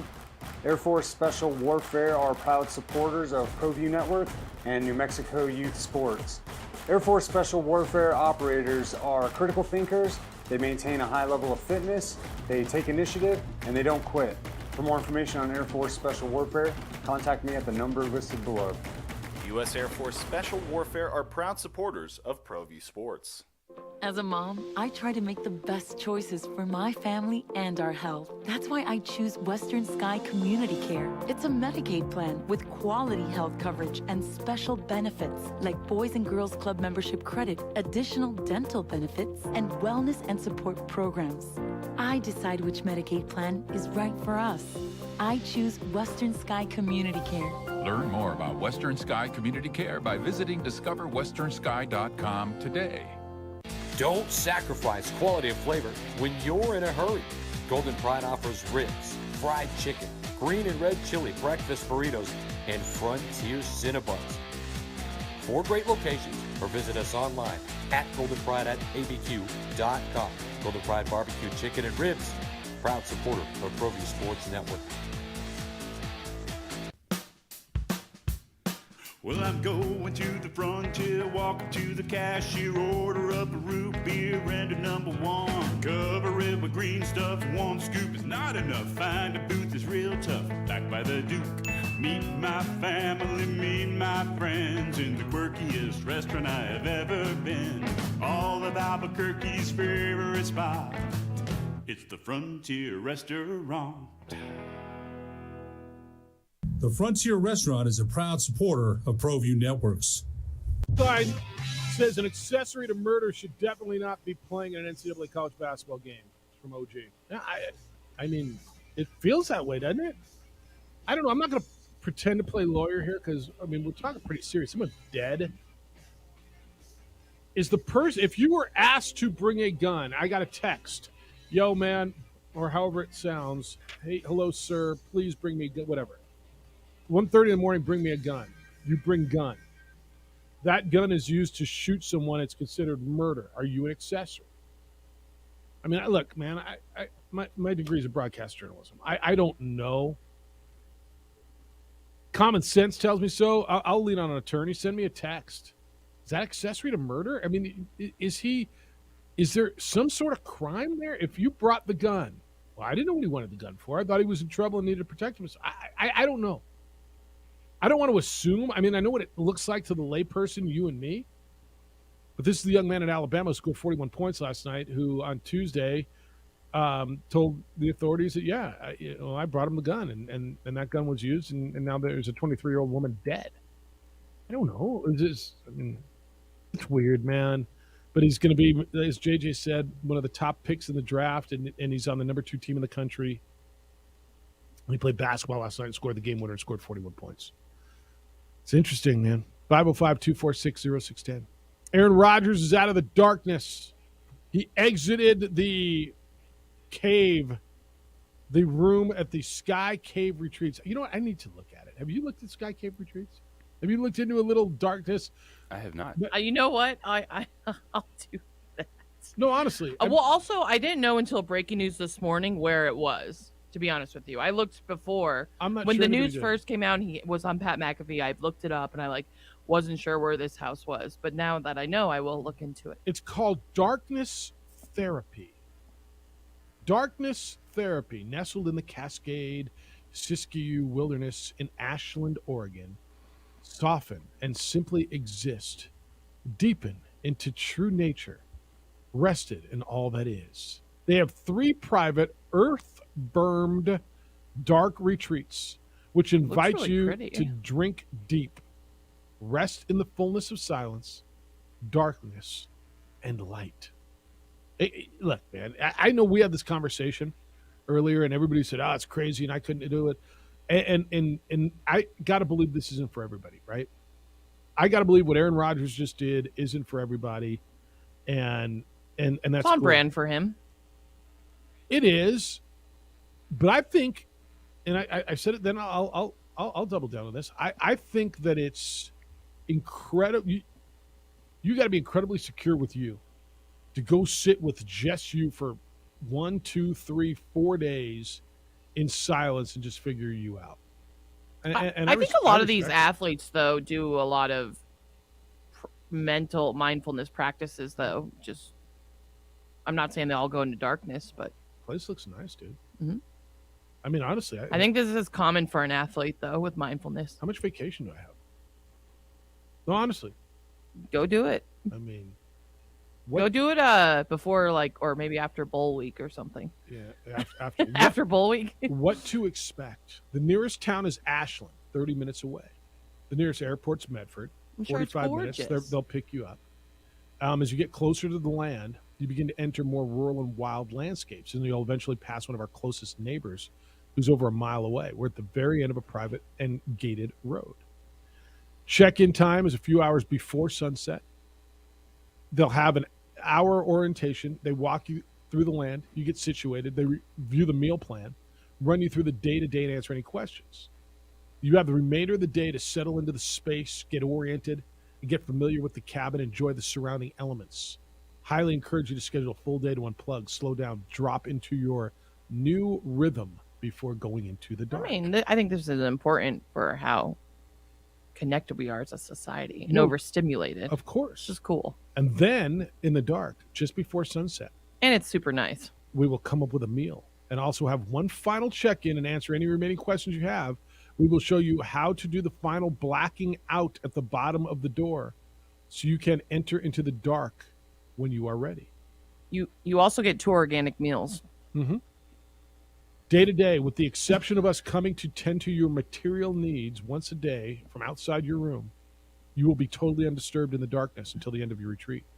We can always make unique prior arrangements for those who wish to limit or even completely avoid us coming up to tend to your basic needs. We can also make prior arrangements to come up twice for check-ins.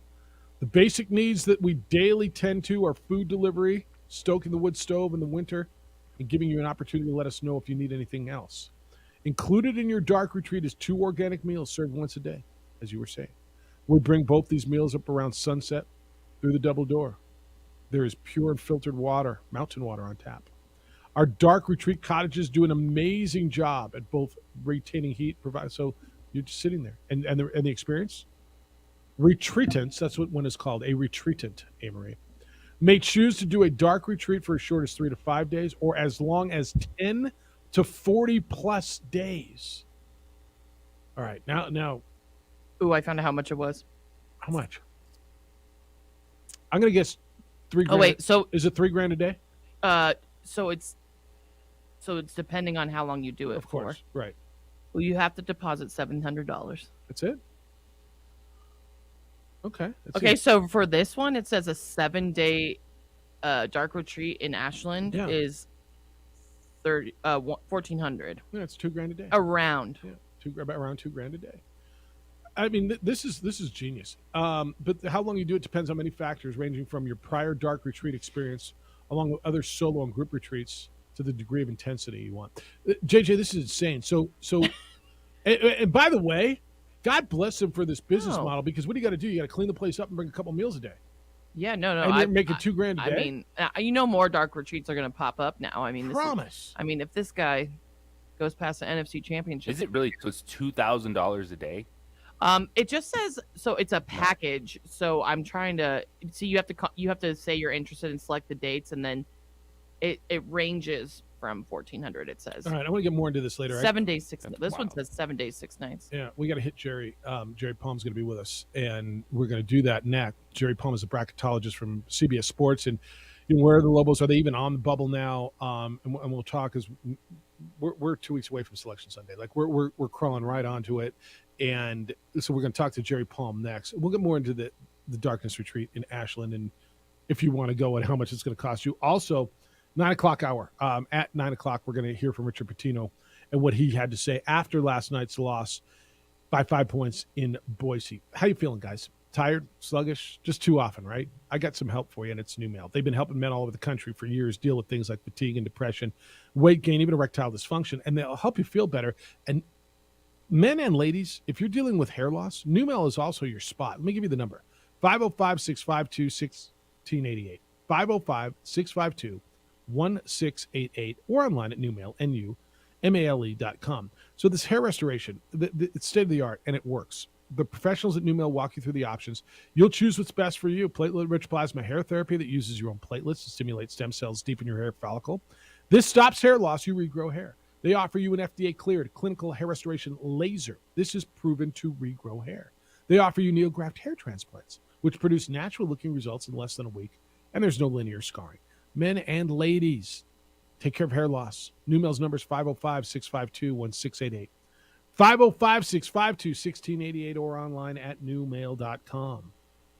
Join Presbyterian Healthcare Foundations. We would like to thank the following sponsors for making this broadcast possible.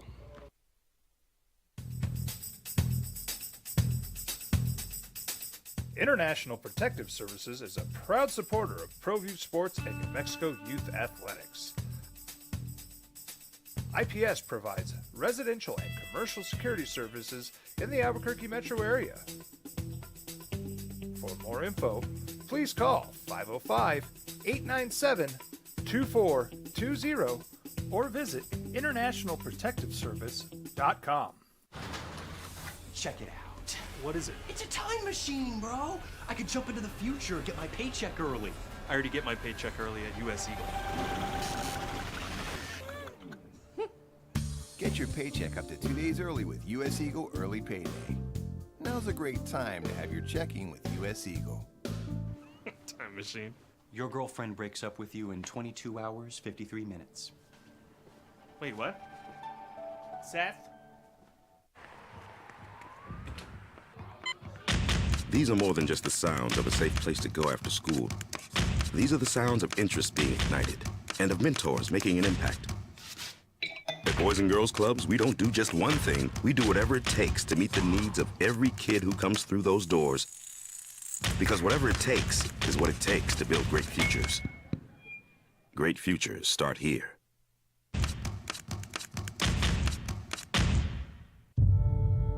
We fight the battles no one hears about. We drop into the middle of firefights to rescue others. And act as one-man air traffic control towers.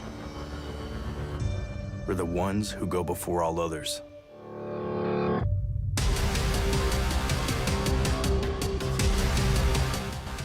U.S. Air Force Special Warfare are proud supporters of ProView Sports. Well, I'm going to the frontier, walk up to the cashier, order up a root beer and a number one. Cover it with green stuff, one scoop is not enough. Find a booth is real tough, back by the Duke. Meet my family, meet my friends in the quirkiest restaurant I have ever been. All of Albuquerque's favorite spot, it's the Frontier Restaurant. The Frontier Restaurant is a proud supporter of ProView Networks. Hi everyone, my name is Master Sergeant Jacob Groves. I am a Air Force Special Warfare Pararescueman. Air Force Special Warfare are proud supporters of ProView Network and New Mexico Youth Sports. Air Force Special Warfare operators are critical thinkers. They maintain a high level of fitness, they take initiative, and they don't quit. For more information on Air Force Special Warfare, contact me at the number listed below. U.S. Air Force Special Warfare are proud supporters of ProView Sports.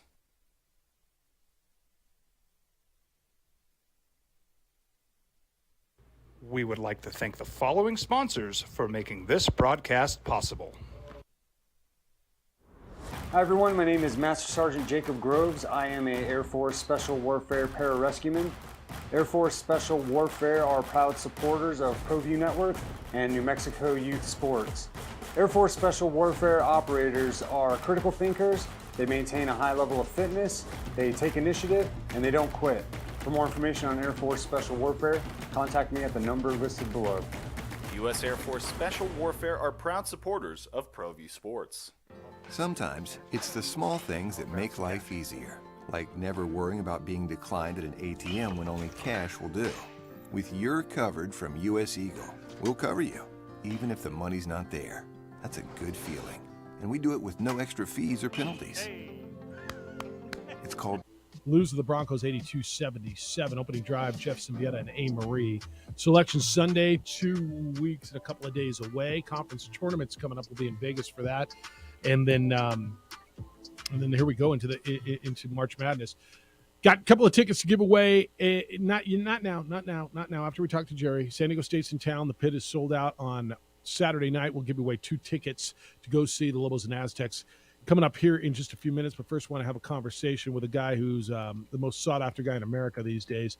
He is, amongst other things, because his business card gets bigger and bigger, but the key bracketology guy over at CBS Sports, and everybody is calling him, and he'll be all over your TV, and everybody's citing Jerry Palm from CBS Sports. He joins us this morning. Good day, sir. How you living? You holding up? Yeah, I'm fine. Probably better than Lobo fans this morning. Did you watch them at all last night? I did. I watched a lot of it. I didn't see 100% of the game, but I did get to see a lot of it. Yeah. They really good first, 25-ish minutes or so. And then, but Boise's really good on their home floor. I mean, they lost their season opener to South Dakota State, haven't lost at home since. Yeah.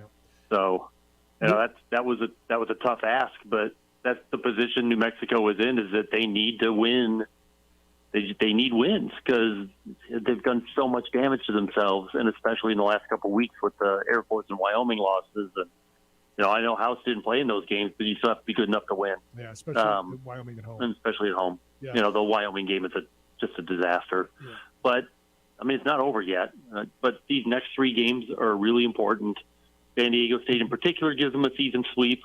And the thing that's still working for New Mexico, especially compared to some of the other teams in this league, not so much San Diego State, they're not really competing with them, is the ability to win away from home. I mean, the San Diego State and St. Mary's wins away from home still stand out. But, man, the losses are it's getting tough. And so, if they can beat San Diego State again, that's great. They certainly cannot lose to anyone else at this point. JJ was saying earlier, because we were talking going into this week, probably got to beat Boise State or San Diego State to get back on the bubble. So after last night, I actually had them as the last team in on Monday. I know you did, and then they lose last night. And so is San Diego State in the Pit on Saturday a must-win for them if they're thinking of being at large? I hate to throw that word around, but yeah, I think that that is an enormous game. A sweep of San Diego State would be big for them, but I still think there's work to do. And they certainly, whether they win that game or not, the road losses, home losses, neutral court losses to anybody but San Diego State at this point is probably going to be one too many. Yeah, and they're still not assured. Like they're 7-8 in league play. Hey, league records are not considered. They're not. That's not criteria. Okay, that's what I thought at all. So they're not assured of a bye in the first round of the tournament. Top 5 in the Mountain West get a bye. They're tied with San Jose State. They have the tiebreaker, and San Jose State still has one of the top 5 teams to play as well. But they probably got to get to at least Friday too. So probably beat San Diego State, not lose. Get to Friday doesn't mean anything to me. Yeah, that's the semifinal. Or the committee. Yeah. Who did you play? But they'll who have did you beaten beat? someone. Who ultimately beat you? So they'll win that 4-5 game is essentially it. They'll have beaten probably Utah State at that point. Okay. Yeah, that's what that would mean. I don't think that's a needle mover. Okay. Really. No, fair enough. All right, the rest of this league, you've got Nevada, Boise State, San Diego State in. Is Utah State on your radar? Yeah, their problem is they can't beat the good teams. I don't have a quad 1 win, I don't think. They beat New Last time I Mexico. checked. Yeah, they beat New Mexico. Huh? They beat New Mexico. But that wasn't. I don't think that was a quad 1 win. Okay. So, that's. Yeah, I mean Utah State is. They're six quad 2 wins, and they've got one loss in each of quad 2, 3, and 4. So if you can't beat somebody, if you can't get a quad 1 win out of this group, then Utah State is probably headed to the NIT. I have them below New Mexico. And until they start beating some of these better teams, I don't see how they're going to catch them. Fair enough. He's Jerry Palm with us on The Sports Animal. You read him every day over on CBS Sports, and he's on all of their platforms. Hey, before we go further on this, I got to ask you about the Brandon Miller situation. He's the freshman at Alabama, scored 41 points yesterday, and we were just having this conversation. I'm not going to sit here and pretend I'm a lawyer and say he was an accessory to murder. I don't know. All I know is I think it's pretty clear. Every lawyer you speak to from Alabama regarding Alabama law says that they can't charge him with anything criminally. How do you feel about him playing last night and the rest of the season? Well, here's the thing. Alabama's known about this for a month. Yeah. This wasn't a surprise that they knew. The public just found out this week.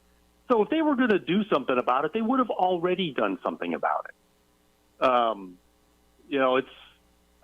I would have been shocked if he missed a single minute of basketball the rest of the way now because, like I said, they would have done something about it already. I probably would have handled it differently.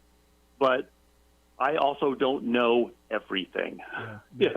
I don't know the kid personally. I don't know that's just outsider looking in. I probably would have handled it differently, but I would have done it in January, not now, but not wait for the public to find out.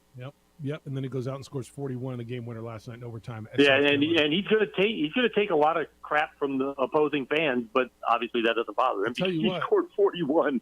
Yeah. His coach Odom last night said, it's so mentally tough, and it almost sounds tone deaf after what did he say? He's in the wrong place, at the wrong time, which NATO just needs to shut up. Yeah, there's nothing more that he can say that's going to benefit the situation in any way.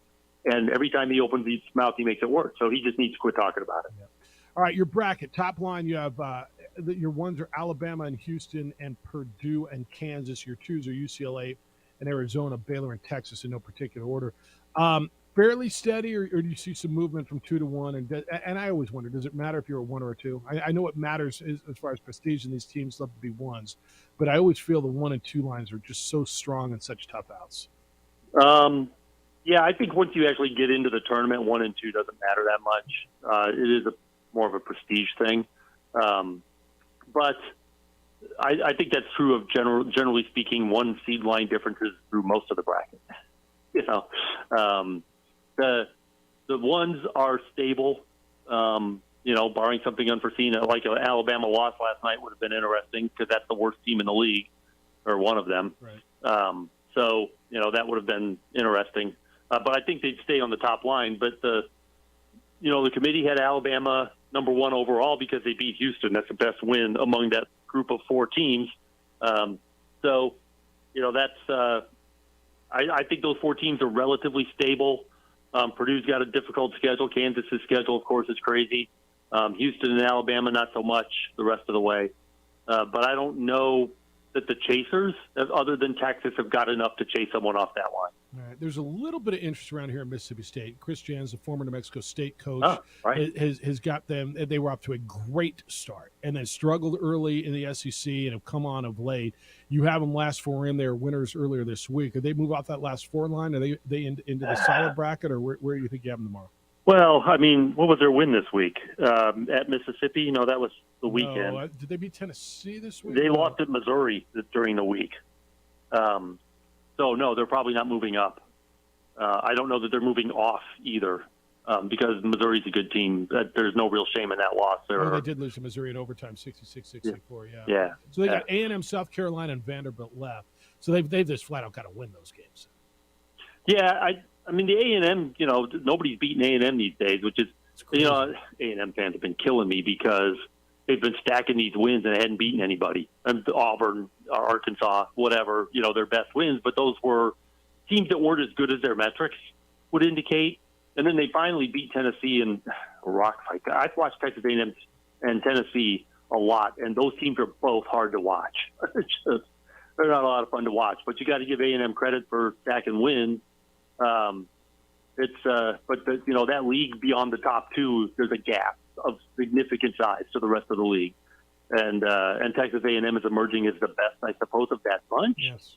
But they really did a lot of damage to themselves in non-conference play, and A&M fans think that shouldn't count. All right. Lastly, before I let you go on this, so as fans of bubble teams, and whether you think New Mexico is a bubble team or not, or Utah They State, absolutely are. Yeah. They're certainly.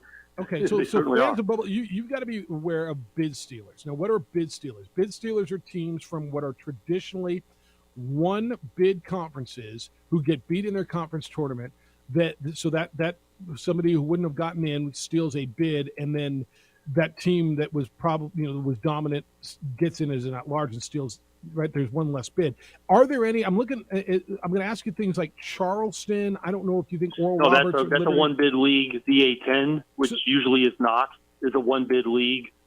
So Charleston the isn't potential in. places for this. Yeah.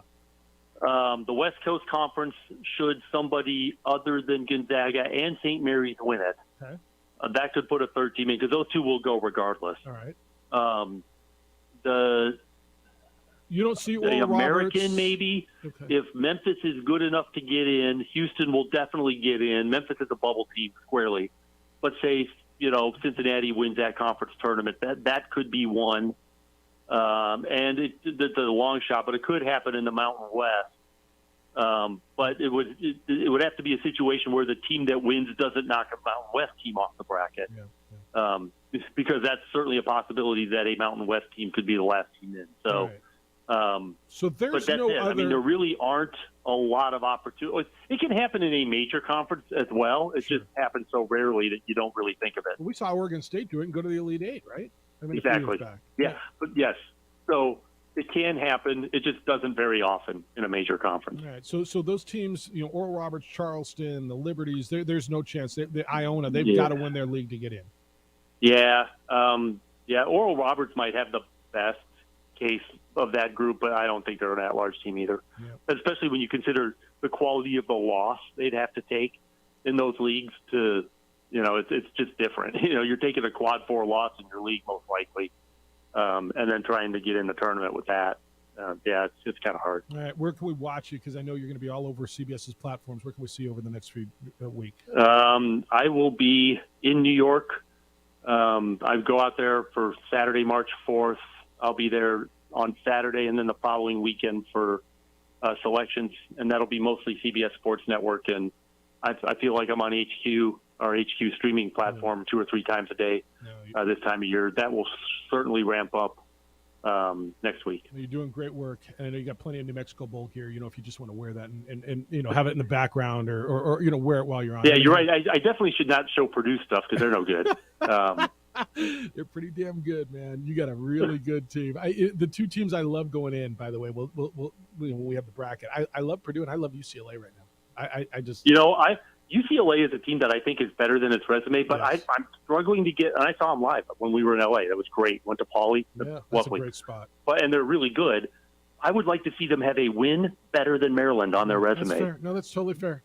That's totally fair. All right, my friend. Appreciate it as always. Read them every day over on CBSSports.com. Watch them on all their platforms. And follow them on the Twitter. It's at JPPalmCBS. Catch you next Thursday, Jerry. Safe travels and enjoy the hoops between now and then. All right. Thanks. See you. All right. Jerry Palm, CBSSports.com. He's the guy, man. That's where everybody's Best. going. And he told you how it is. I got this text on the text line before we went in. It says, Jeff, when talking to Jerry Palm, why do insist, beg, ask, tell Jerry that the Lobos deserve an NCAA bid? They have to earn it. I don't know that anybody's asking, insisting, begging. Tell me where they are, man. Where do you got them? And he, squarely on the bubble, and he said they're still there. And I asked him straight up, do they need to beat San Diego State this weekend? And he kind of said, yeah, they kind of do, right? Yes. That's what he told you. So we're going to be in Vegas for the Mountain West tournament and looking forward to being there. It's 2 weeks away. Thank you to Rich Ford, celebrating 62 years at the corner of Lomas and Wyoming Northeast. Thank you to California Closets, custom closet systems and solutions for the whole home. Coleman Vision, perfect game. And New Mexico Look, the best in New Mexico souvenirs and team apparel. Want to go to the Lobos and Aztecs on Sunday? I'll bet you do. But it's sold out, Jeff. How do I get tickets? Well, our good friends over at All In Autographs, April Lynn and Shane, have given us some tickets to give to you. We've got 2 of them to give away right now. If you are caller number 8 at 505-246-0610, that's area code 505-246-0610. Caller number 8 gets those tickets, courtesy of your good friend A. Marie and All In Autographs. And 95.9 FM and AM 610, the Sports Animal. This report is sponsored by Indeed.com. Hiring can be... We would like to thank the following sponsors for making this broadcast possible. Hi everyone, my name is Master Sergeant Jacob Groves. I am a Air Force Special Warfare Pararescueman. Air Force Special Warfare are proud supporters of ProView Network and New Mexico Youth Sports. Air Force Special Warfare operators are critical thinkers. They maintain a high level of fitness, they take initiative, and they don't quit. For more information on Air Force Special Warfare, contact me at the number listed below. U.S. Air Force Special Warfare are proud supporters of ProView Sports. Sometimes it's the small things that make life easier, like never worrying about being declined at an ATM when only cash will do. With You're Covered from U.S. Eagle, we'll cover you, even if the money's not there. That's a good feeling. And we do it with no extra fees or penalties. It's called trust. And we think that's important, especially if we're asking you to trust us. At U.S. Eagle, that's just part of what it means when we say people mean more. These are more than just the sounds of a safe place to go after school. These are the sounds of interest being ignited and of mentors making an impact. At Boys and Girls Clubs, we don't do just one thing. We do whatever it takes to meet the needs of every kid who comes through those doors. Because whatever it takes is what it takes to build great futures. Great futures start here.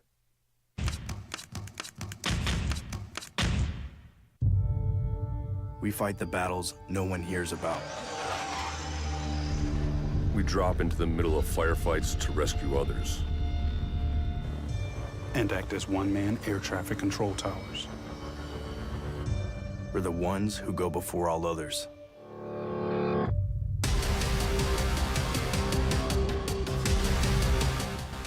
U.S. Air Force Special Warfare are proud supporters of ProView Sports. As a mom, I try to make the best choices for my family and our health. That's why I choose Western Sky Community Care. It's a Medicaid plan with quality health coverage and special benefits like Boys and Girls Club membership credit, additional dental benefits, and wellness and support programs.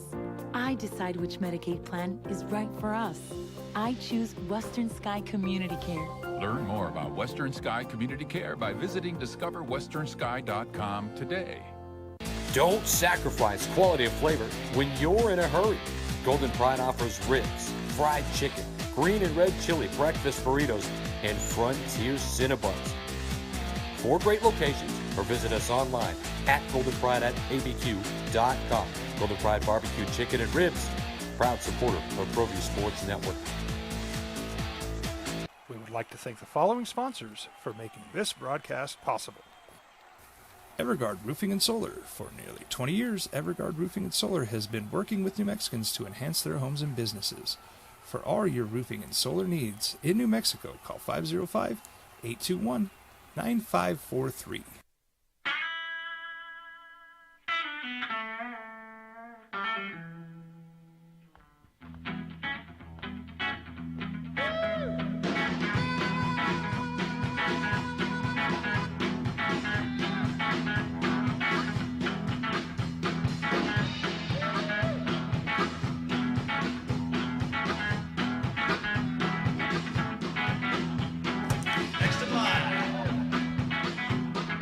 Rudy's is a proud supporter of ProView Networks. what Jerry had to say, you want to share it with a buddy, you want to listen to it again, whatever, it'll be available for you wherever it is you get your podcast online. Of course, sports.wb2.com. Click on the opening drive, and it's all there for you. Wow, it's really loud. All right, so makes this must win's always a tough one, right? It's always a tough. I mean, I hate, is it a must win? But I asked Jerry straight up, and if New Mexico thinks or has any intents on being at large, is beating San Diego State a must win? And his response reluctantly was yes. Big game at the pit. We just gave away the tickets. 505-246-0610. You want to get in on the show, 505-246-0610. That's the 377 Brewery hotline. A couple other things after the 82-77 loss last night in Boise.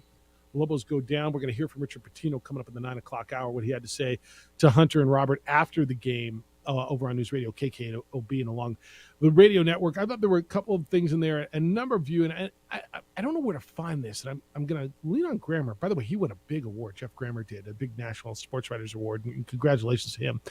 But I had a text earlier in the day, is there a record in the season for most times fouling a three-point shooter? I don't know that stat's even kept. You gave the tickets away? Yeah, we have a winner, so. All right. So please call in if you want to talk to us, but. Yeah, but if you're calling for the tickets, who won? Raymond. What's up, Raymond? He is so excited. Was he stoked? Oh, my gosh. Yeah. Oh, I love it. All right, we'll give it's away. It's fun when you win. Always it was fun when you win. We have one more pair to give away tomorrow? Yeah. All right. Thanks again to April Lynn and Shane over at All In Autographs for what a steal. Giving us those tickets. Well, look, hot ticket. They're so good in this community, and Shane hit me before Super Bowl and said, I got tickets for that game. How can we what can we do? Can we give them away? And I'm glad they made that work. All right, a couple of things coming off the game last night. Obviously, Mashburn had an off shooting night, and I think that's going to happen. I'm not. You don't get mad at a shooters. I mean, sometimes they go.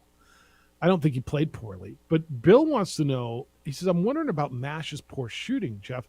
Not sure if you saw it, but early in the game, he took a big, in capital letters, BIG, shot from a Bronco around the key. There was no call. Not sure who. He had 5 points at the time, I believe. After that, he was off the rest of the night. Broncos did make him work, but he did have some open looks normally that he hits. Just odd. I think that may have had something to do with his off night.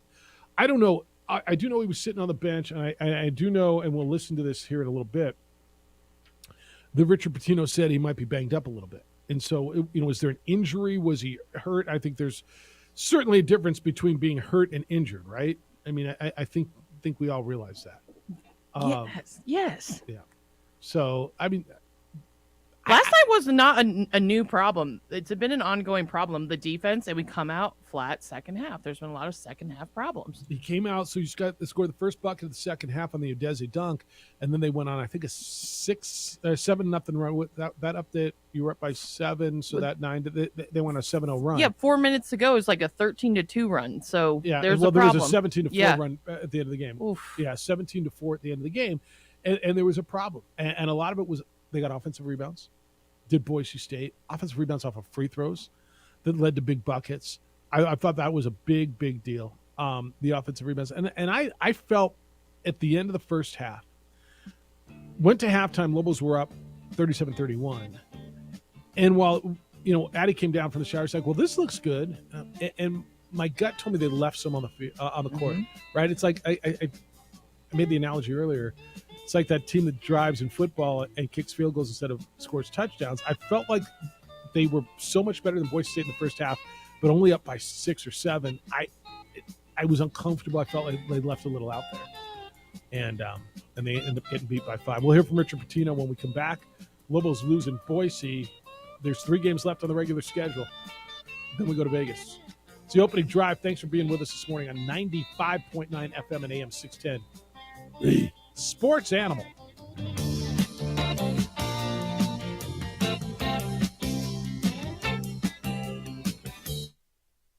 We would like to thank the following sponsors for making this broadcast possible.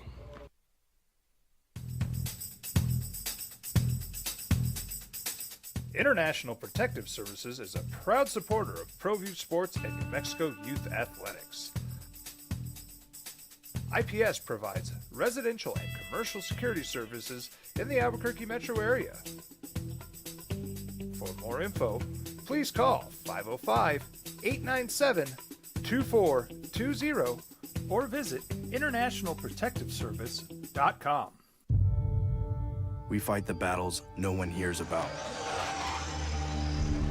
We drop into the middle of firefights to rescue others. And act as one-man air traffic control towers. We're the ones who go before all others.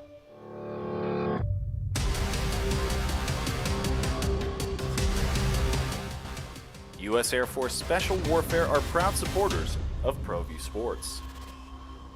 Dream style stucco. Stucco is the way to go. A Southwest tradition, beautiful and durable. The perfect combination. Your favorite color, your favorite texture. You're gonna love it when they put it all together. Through any weather, nothing looks better. From the smooth to the rough, they really know their stuff. Nobody does stucco like Dream style stucco. Well, I'm going to the frontier, walking to the cashier, order up a root beer and a number one. Cover it with green stuff, one scoop is not enough. Find a booth is real tough, back by the Duke. Meet my family, meet my friends in the quirkiest restaurant I have ever been. All of Albuquerque's favorite spot, it's the Frontier Restaurant. The Frontier Restaurant is a proud supporter of ProView Networks. As a mom, I try to make the best choices for my family and our health. That's why I choose Western Sky Community Care. It's a Medicaid plan with quality health coverage and special benefits like Boys and Girls Club membership credit, additional dental benefits, and wellness and support programs. I decide which Medicaid plan is right for us. I choose Western Sky Community Care. Learn more about Western Sky Community Care by visiting discoverwesternsky.com today. Sometimes it's the small things that make life easier, like never worrying about being declined at an ATM when only cash will do.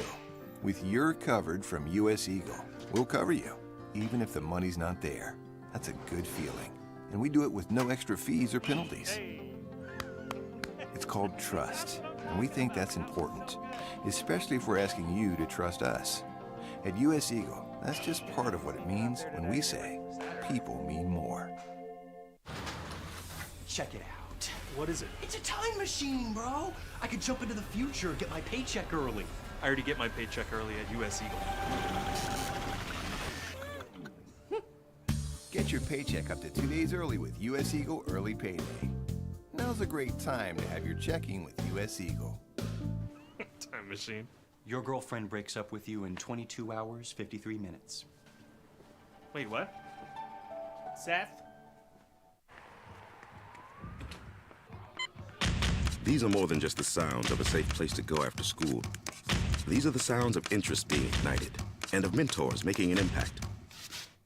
At Boys and Girls Clubs, we don't do just one thing. We do whatever it takes to meet the needs of every kid who comes through those doors. Because whatever it takes is what it takes to build great futures.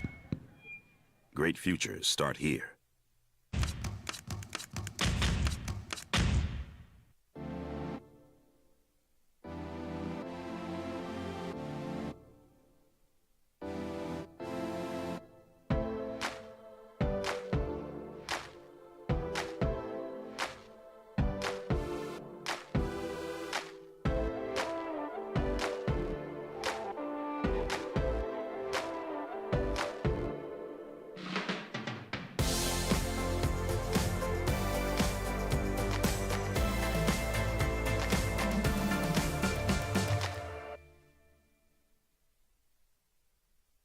Don't sacrifice quality of flavor when you're in a hurry.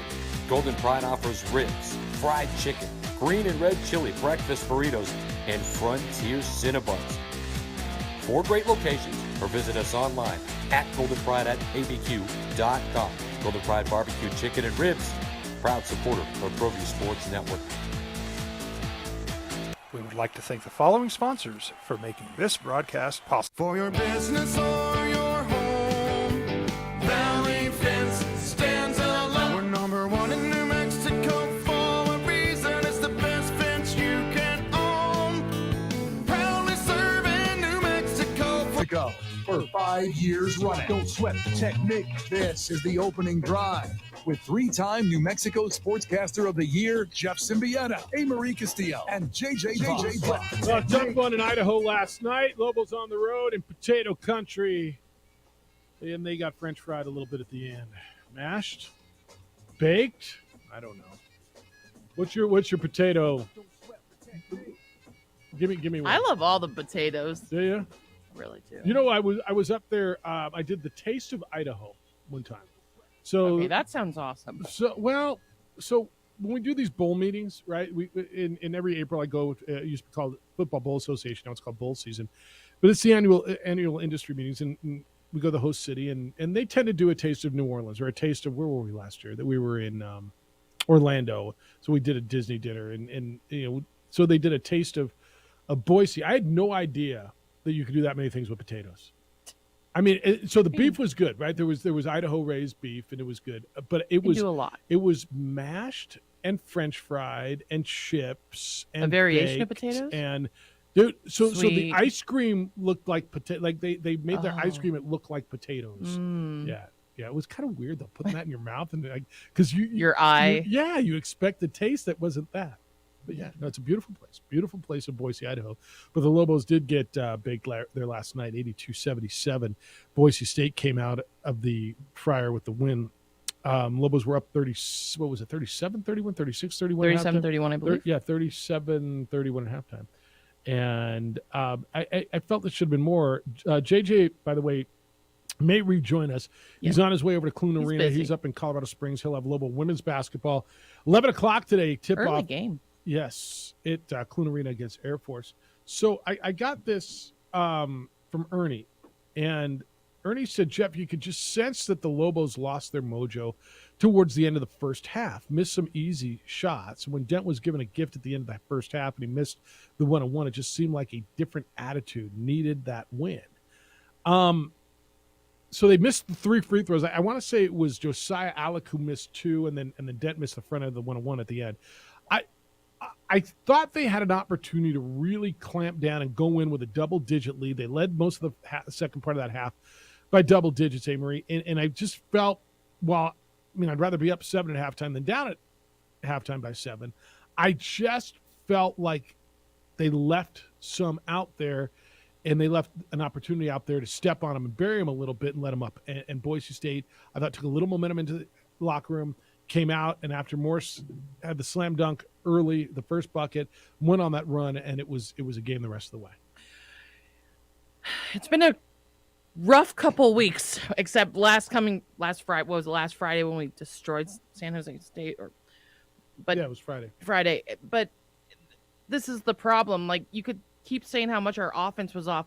We don't play deep. We need to play defense, and we need to play the second half. I know it's not easy, but if your two biggest offensive playmakers are not hitting shots, then you got to figure a different way out to win. You can't depend on just those two players. Yeah, and where's it going to come from? Where's it going to come from? And Udezzy's doing a great job. So, and how's that blame the free throws, blame the missed shots, but there's so much more than that. What do you think they shot from the free throw line last night? Do you have an idea percentage-wise? So I just, in my head, was the ones at the end of the game. 45%. They were 17 out of 21 at the line. Oh, okay, so when we're you making look at it sound like it's... but it was, and they missed 3 of them right there in that stretch at the end of the first half. Actually, they were 17 out of 21, which is almost 81% at the free throw line for the game. So statistically, they weren't horrible, and in fact, Boise State was 23 out of 34. They shot 34 free throws. So Boise State shot 67%. Lobos statistically shot better at the free throw line. They didn't get to the line nearly as much, 21 to 34. But they weren't. They didn't lose. To me, they didn't lose the game at the free throw line. I thought the offensive rebounds, the second chance points they gave up, especially coming off a missed free throw, a lot of missed opportunities, really hurt. And they just didn't shoot the ball well. New Mexico shot 37 8.5% last night, and we're 8 of 25 from 3. And hats off to Boise State. They're a good established program, and they're hard to beat on the road, and they figured it out.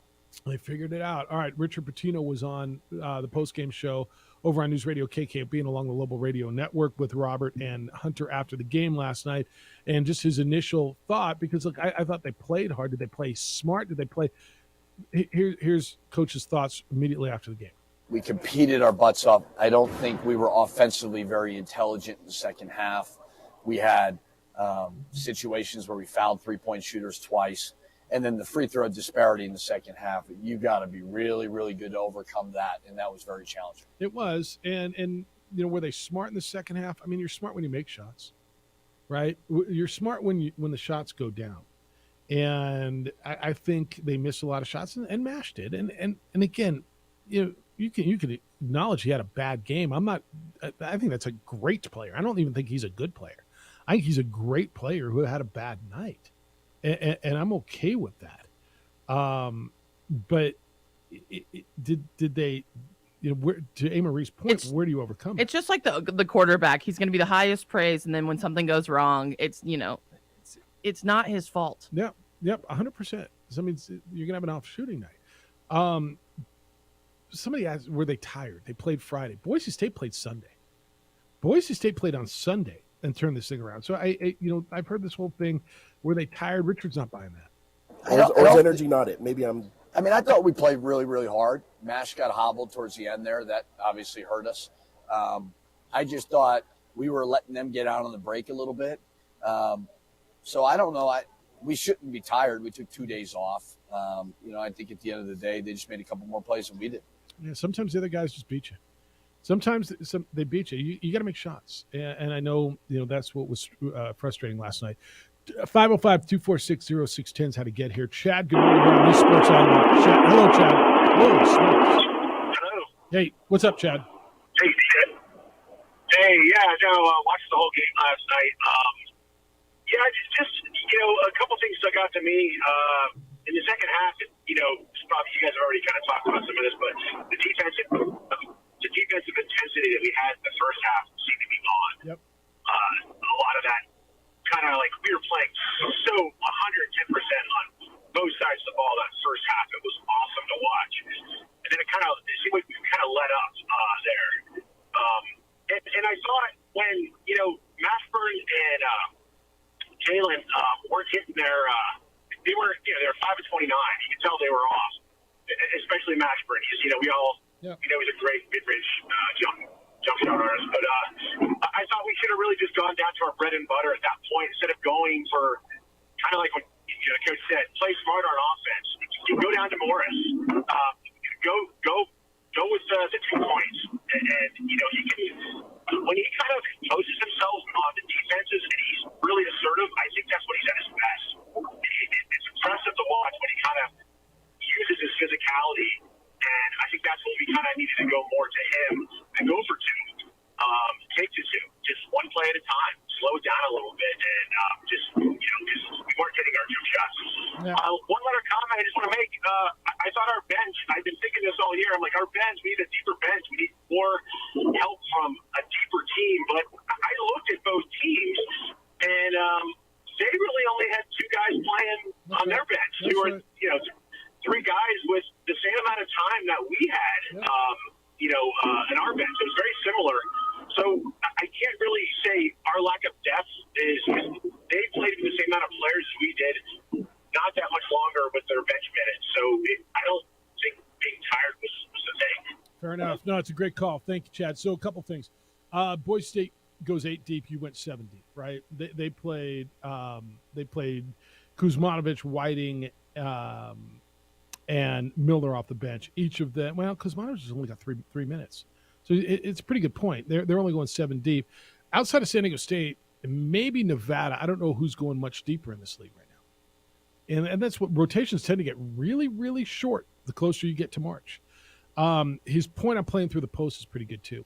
When the shots aren't falling, you want to play through the post. I would have liked to see a little high-low. That's okay. I got a text from Sebastian. This is actually pretty good. I wonder what you think of this. If House would have gone 2 for 15 last night instead of Mashburn, Lobo fan would be calling for a scholarship. Maybe. Absolutely. Maybe. And I think, even Lobo fan who's been on House, and I just think you're wrong. I just flat out think you're wrong. But even Lobo fan who's been on House, I think starting to realize how important he is to this Yeah, club. and you can't be wishy-washy. You loved them last Friday when they were creaming San Jose State, and you missed them when we lost to Wyoming and Air Force. So I don't want to hear it. Marty, good morning. You're on the Sports Animal. Hi, Marty. Hey, guys. Maybe that's just it. I think they're a little bit too Mashburn House dependent. There's got to be a little bit more balanced scoring. I saw, KJ Jenkins had a nice game. I thought coach took him out a little early. Don't take the hot hand out. He took him out. Sometimes I really like Patino. Trust me, he's a godsend for what's been there. But I wish he'd get a little bit more diverse in his substitutions. There's times throughout the game where you need size. It doesn't always have to come from the offensive side. Throw in Forsling with Udeze. Throw them in there together. I think Forsling's hurt right now. Throw in Sek in there together. Throw some size, because size does matter. It does disrupt the flow of the other opponent's offensive rhythm. It does, especially when they're getting easy buckets.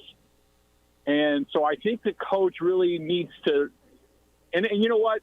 Maybe they're a year away. Maybe this is a really solid NIT team, and maybe that's what the Lobo fans don't want to hear. But maybe they're just a really solid NIT team, and that's okay, because next year, they come back. Because you got to remember where the program was to where it's at now. Pretty hard, and it does take steps. But I think they're a little bit too House Mashburn dependent. And the thing with Mash, brother, I played the game. You can't just go back and shoot that jumper over. To get off the snide there, attack the rim, get some fouls, get to the line. You can't just be shooting that 15-footer if it's not hidden. That's like trying to hit the side of the bar and you're not hitting it. Now, shooters, but that's just what I saw. All right, no, Marty, thank you. It's good observations. Shooters shoot, man. Shooters shoot their way out of slumps. How do you get out of a slump? You make a shot. You got to see one go down. And shooters shoot. Degenhart did the same thing for them. What was he 0 for 8 from three-point line? Like shooters shoot. I don't have a problem with Mashburn continuing to shoot the ball. I mean, Degenhart was 4 of 14, 0 of 8. 0 of 8 from three-point line. That's the guy who made the three at the end of the game here in the pit to send it to overtime. I don't have a problem with Mash shooting the mid. There was a couple that looked forced, and maybe he was hurt. And Richard, you just heard him allude to that. I don't have a problem with a shooter shooting. Somebody else does, where's a third scorer, and it's Udeze. And that was the caller previously. Let's play through the post a little bit. Can you get somebody else to continuously contribute? If you're there, stay there. I got to take this break. Want to hear from you. I know you're big on Lobo basketball today. If you missed what Jerry Palm had to say, CBS Sports bracketologist was with us to talk specifically about the Lobos, about their chances, what they need to do. That is up wherever you get your podcast. You can go to sportsanimalabq.com, click on the opening drive, or hit A. Marie's Twitter. It's at Part-Time Bro, or wherever it is you get your podcast, and ask for the opening drive, and it'll be there for you. Business owners, your computers and network secure? You better be sure about this, because if not, you could be in trouble. ABQ IT is a name you need to know. Look, you got to know your system's protected from hackers and cybercrime, because a gap in your cybersecurity can do major damage to your business, and this threat is real. ABQ IT provides a thorough look at your computer security, and they'll tell you where you're at risk. ABQ IT created a business model which is designed to protect you from malicious threats, to keep your computers up to date, and they'll do it at one affordable monthly cost. Now, you need to know this. By June 9th of this year, many of you are going to have to ensure personal data of your customers is protected. It's the FTC safeguards rule. Your business may face penalties if you're not compliant by the deadline. With ABQ IT, you can be prepared. There's no hourly rate or labor billing. There's no hidden fees. Your rate's predictable. It won't change. You've got to protect your business. Not worth the risk, thinking bad things won't happen to you. Trust the experts of cybersecurity and compliance. It's abq-it.com. abq-it.com. The Mountain.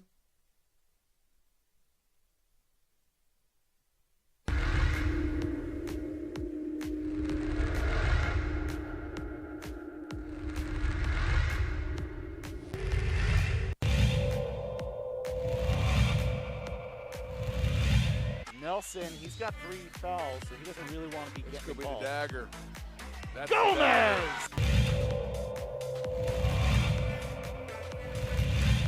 side. Hostile gives it up. Shot is up. Oh!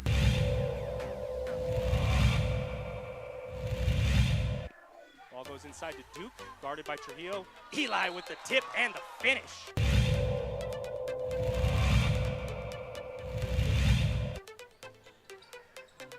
Schermerhorn on the drive. Yes, strong fit.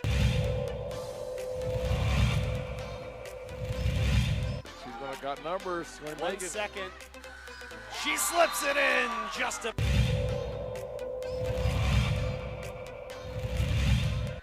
some time. Montoya, plenty of room. Yes. Wide open long ball for Jason Montoya. Third. Against the screen. Ball fake, but rejected. Boom. Rejects it.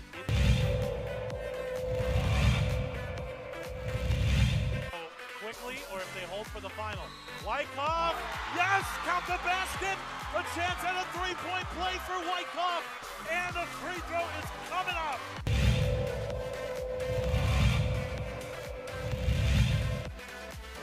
Catch and shoot. D. Hill, give it to the hot hand. Why not? What happened to the boys? And I was like,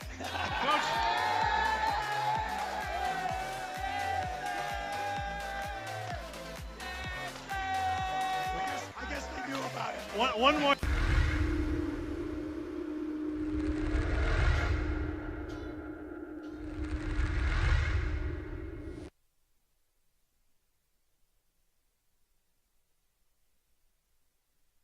We would like to thank the following sponsors for making this broadcast possible.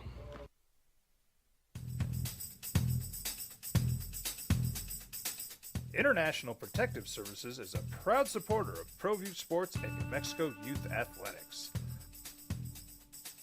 IPS provides residential and commercial security services in the Albuquerque metro area. For more info, please call 505-897-2420 or visit internationalprotectiveservice.com. These are more than just the sounds of a safe place to go after school. These are the sounds of interest being ignited and of mentors making an impact. At Boys and Girls Clubs, we don't do just one thing. We do whatever it takes to meet the needs of every kid who comes through those doors. Because whatever it takes is what it takes to build great futures. Great futures start here. Sometimes it's the small things that make life easier, like never worrying about being declined at an ATM when only cash will do. With You're Covered from US Eagle, we'll cover you, even if the money's not there. That's a good feeling. And we do it with no extra fees or penalties. It's called trust, and we think that's important, especially if we're asking you to trust us. At US Eagle, that's just part of what it means when we say people mean more. Check it out. What is it? It's a time machine, bro. I could jump into the future and get my paycheck early. I already get my paycheck early at US Eagle. Get your paycheck up to 2 days early with US Eagle Early Payday. Now's a great time to have your checking with US Eagle. Time machine. Your girlfriend breaks up with you in 22 hours, 53 minutes. Wait, what? Seth? We fight the battles no one hears about. We drop into the middle of firefights to rescue others. And act as one-man air traffic control towers. We're the ones who go before all others.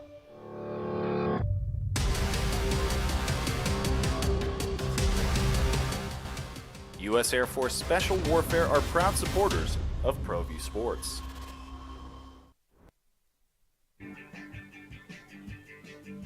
So a tough win in Idaho last night.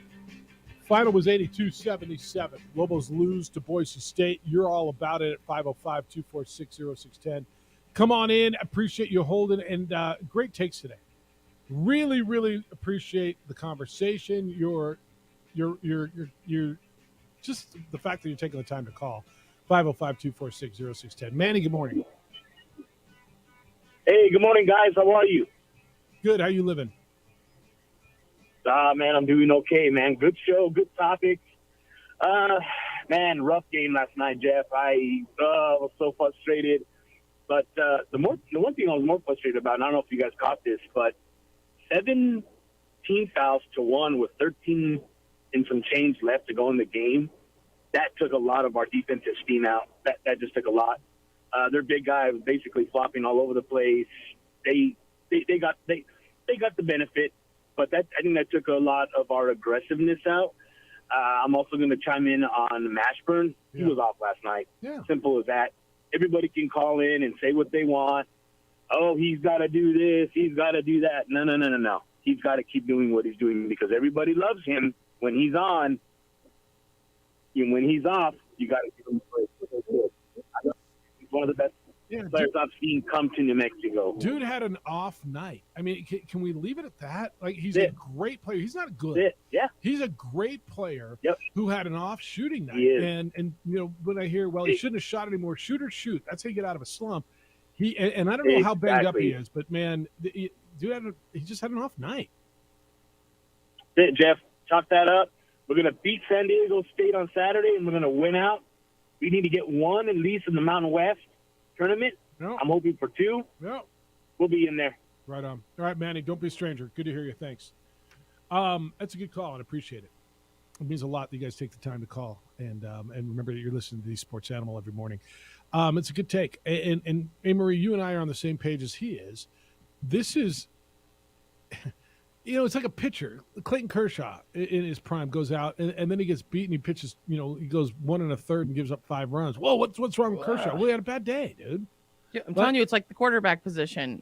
And we all blame it on them. The highest praise, and then when we lose, it's game over. Look, pick your game, and aside from Tiger Woods, who like missed 6 cuts in 200 and something tournaments, like all of a sudden there's going to be John Rahm didn't make the cut. What the hell's wrong with him? He had a bad week, dude.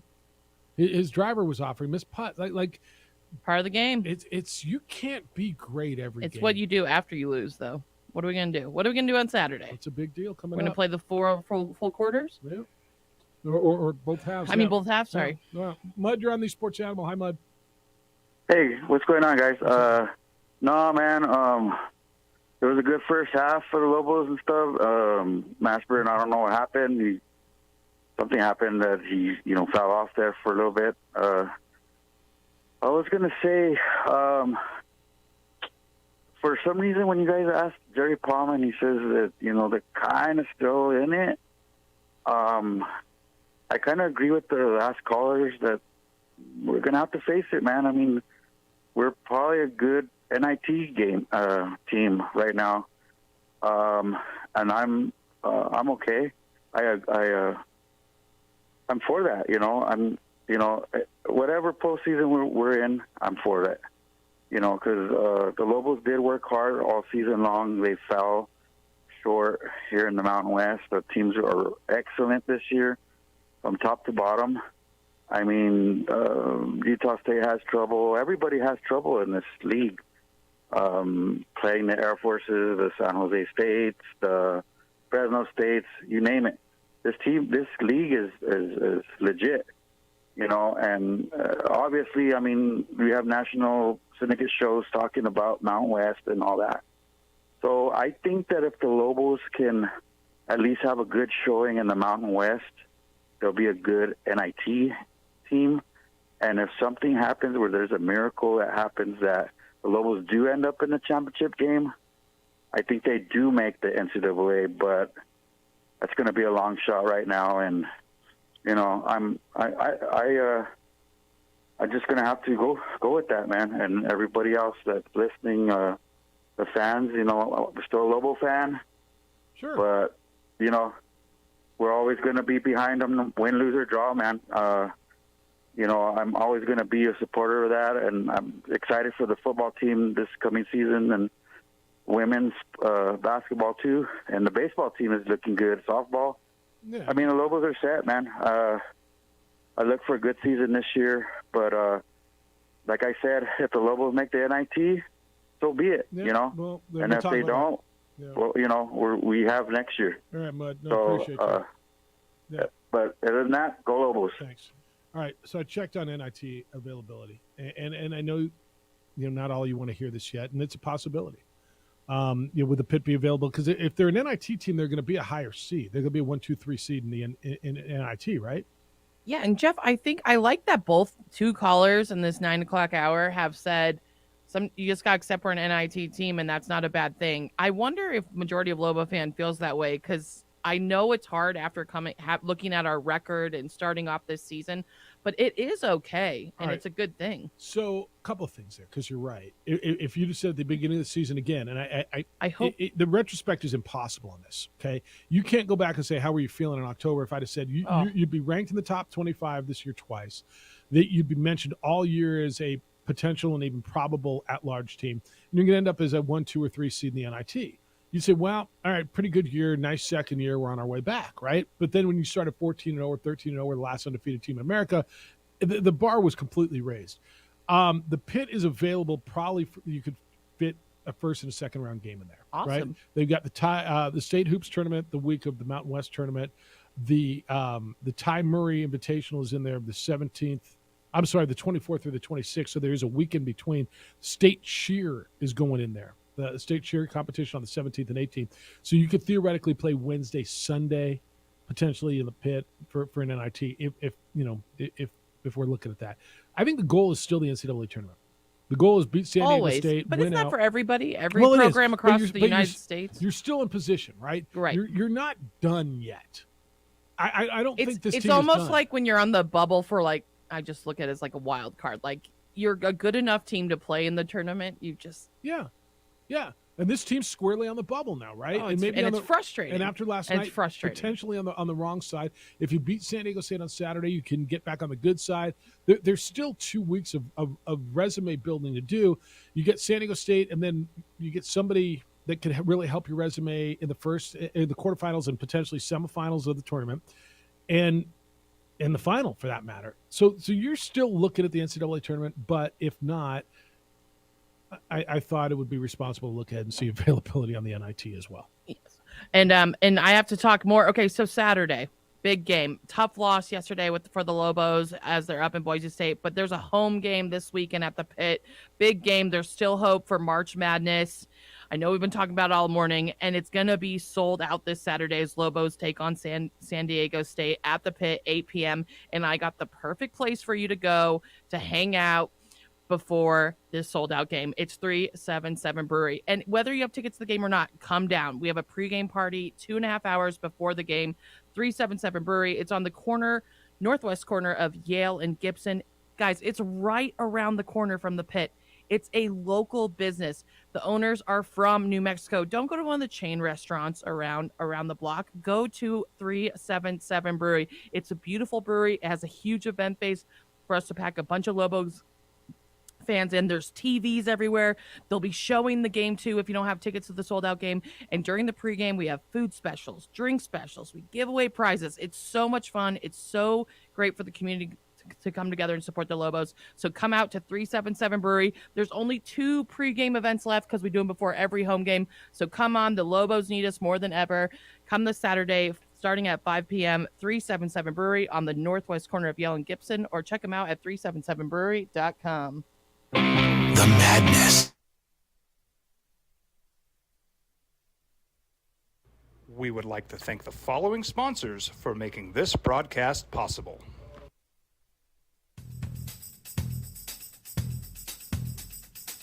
International Protective Services is a proud supporter of ProView Sports and New Mexico Youth Athletics. IPS provides residential and commercial security services in the Albuquerque metro area. For more info, please call 505-897-2420 or visit internationalprotectiveservice.com. These are more than just the sounds of a safe place to go after school. These are the sounds of interest being ignited and of mentors making an impact. At Boys and Girls Clubs, we don't do just one thing. We do whatever it takes to meet the needs of every kid who comes through those doors. Because whatever it takes is what it takes to build great futures. Great futures start here. Sometimes it's the small things that make life easier, like never worrying about being declined at an ATM when only cash will do.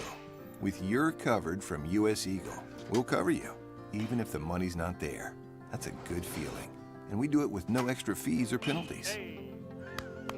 It's called trust, and we think that's important, especially if we're asking you to trust us. At U.S. Eagle, that's just part of what it means when we say people mean more. Check it out. What is it? It's a time machine, bro. I could jump into the future, get my paycheck early. I already get my paycheck early at U.S. Eagle. Get your paycheck up to 2 days early with U.S. Eagle Early Payday. Now's a great time to have your checking with U.S. Eagle. Time machine. Your girlfriend breaks up with you in 22 hours, 53 minutes. Wait, what? Seth? We fight the battles no one hears about. We drop into the middle of firefights to rescue others. And act as one-man air traffic control towers. We're the ones who go before all others.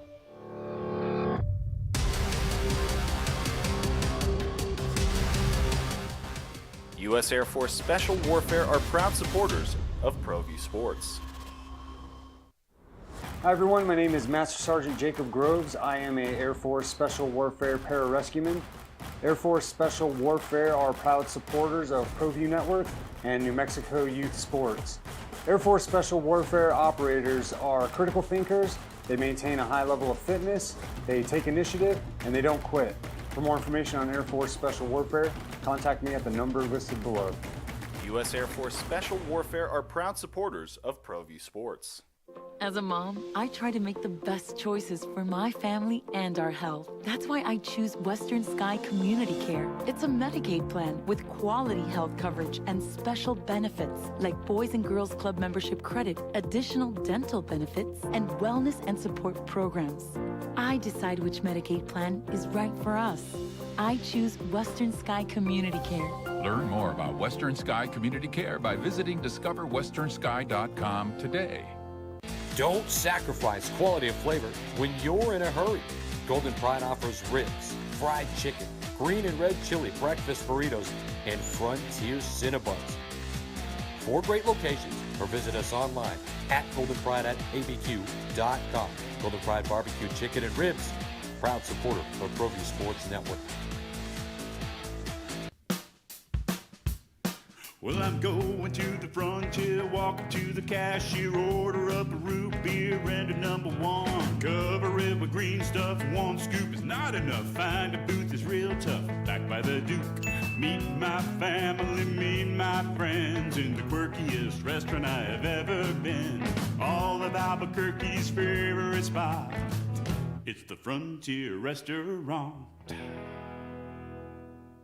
The Frontier Restaurant is a proud supporter of ProView Networks. We fight the battles no one hears about.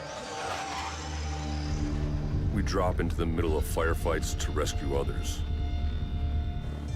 And act as one-man air traffic control towers.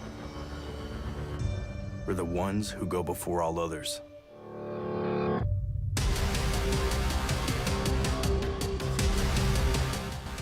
U.S. Air Force. Our hopes up, and then the absolute choke job free fall now. I mean, is it a choke job? Is it a free fall?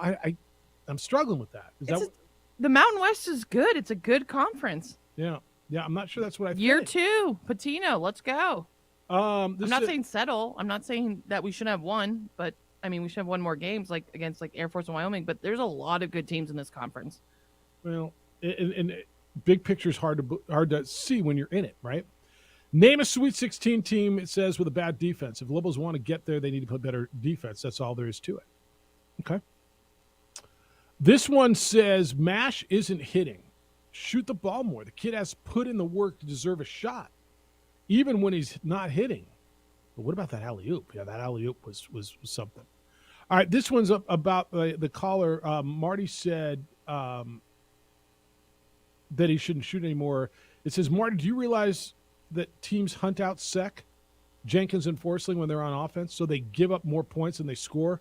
That's why Patino can't play them extended minutes. This other one from a different number says, throw in second Forsling together? Really, Marty? Are you kidding me? Other teams would love for the Lobos to do that. Absolute liabilities in defense and offense, both positively non-D1 players. Well, you guys are, yeah, you guys are lit on this today. Ruben, you want to talk about the Lobos too. Good morning. You're on the Sports Hour. Hi, Ruben. Hi. Well, of course, I'm upset about last night, but I'm not giving up on my Lobos either. But I have a question here for you that I'm not happy with bringing in these freshmen. Right now, I think we have one, a 6'8" and a 6'3". They're 4-star according to for next year. I heard. For next year. Anyway, the reason I'm not happy about that because I like the transfer, and I saw Texas Tech 2 years ago go to the Final Four with nothing but transfers. I saw Arkansas maybe reach Sweet 16, Elite Eight. I'm not sure, but if we need a bench to help. We need 2 more Udesi's and maybe another help for the bench because I heard you guys all day. There's going to be nights like Mashburn is not on, and it happens. But we have to have the bench to help out. And I don't know if these freshmen are going to be happy on the bench, and if they're ready, and if they're really good, they're going to leave. And if they don't play, they're going to leave. What do you think? So you don't want to recruit freshmen at all? You don't want to recruit high school? You only want to recruit the transfer portal is what you're saying? Yes, sir. I do because, you know what I'm saying? Is I hear you. If they're really, really true freshmen, diaper dandies that Dick Vitale used to call them, they're going to go somewhere. And if they don't get, okay, let's say that Mashburn and House stay, you can't really replace those guys, and I don't know. I got you. All right. I like the transfers that they're ready to go. Okay. If we can get 2 more Udesi's and some help from for the point guards and even the wing there, right. we'll be fine. Right. Thank you. No, thanks. I think everybody would love a couple more Udesi's, right? It took a long time to find one of them. I don't know that I would stop recruiting high schools. Donovan Dent's been pretty special. Donovan Dent's been really good. Now, to his point, can you keep Donovan Dent? There's a lot of rumors out there. I hope you can. I hope you can develop him. I hope he can stay here.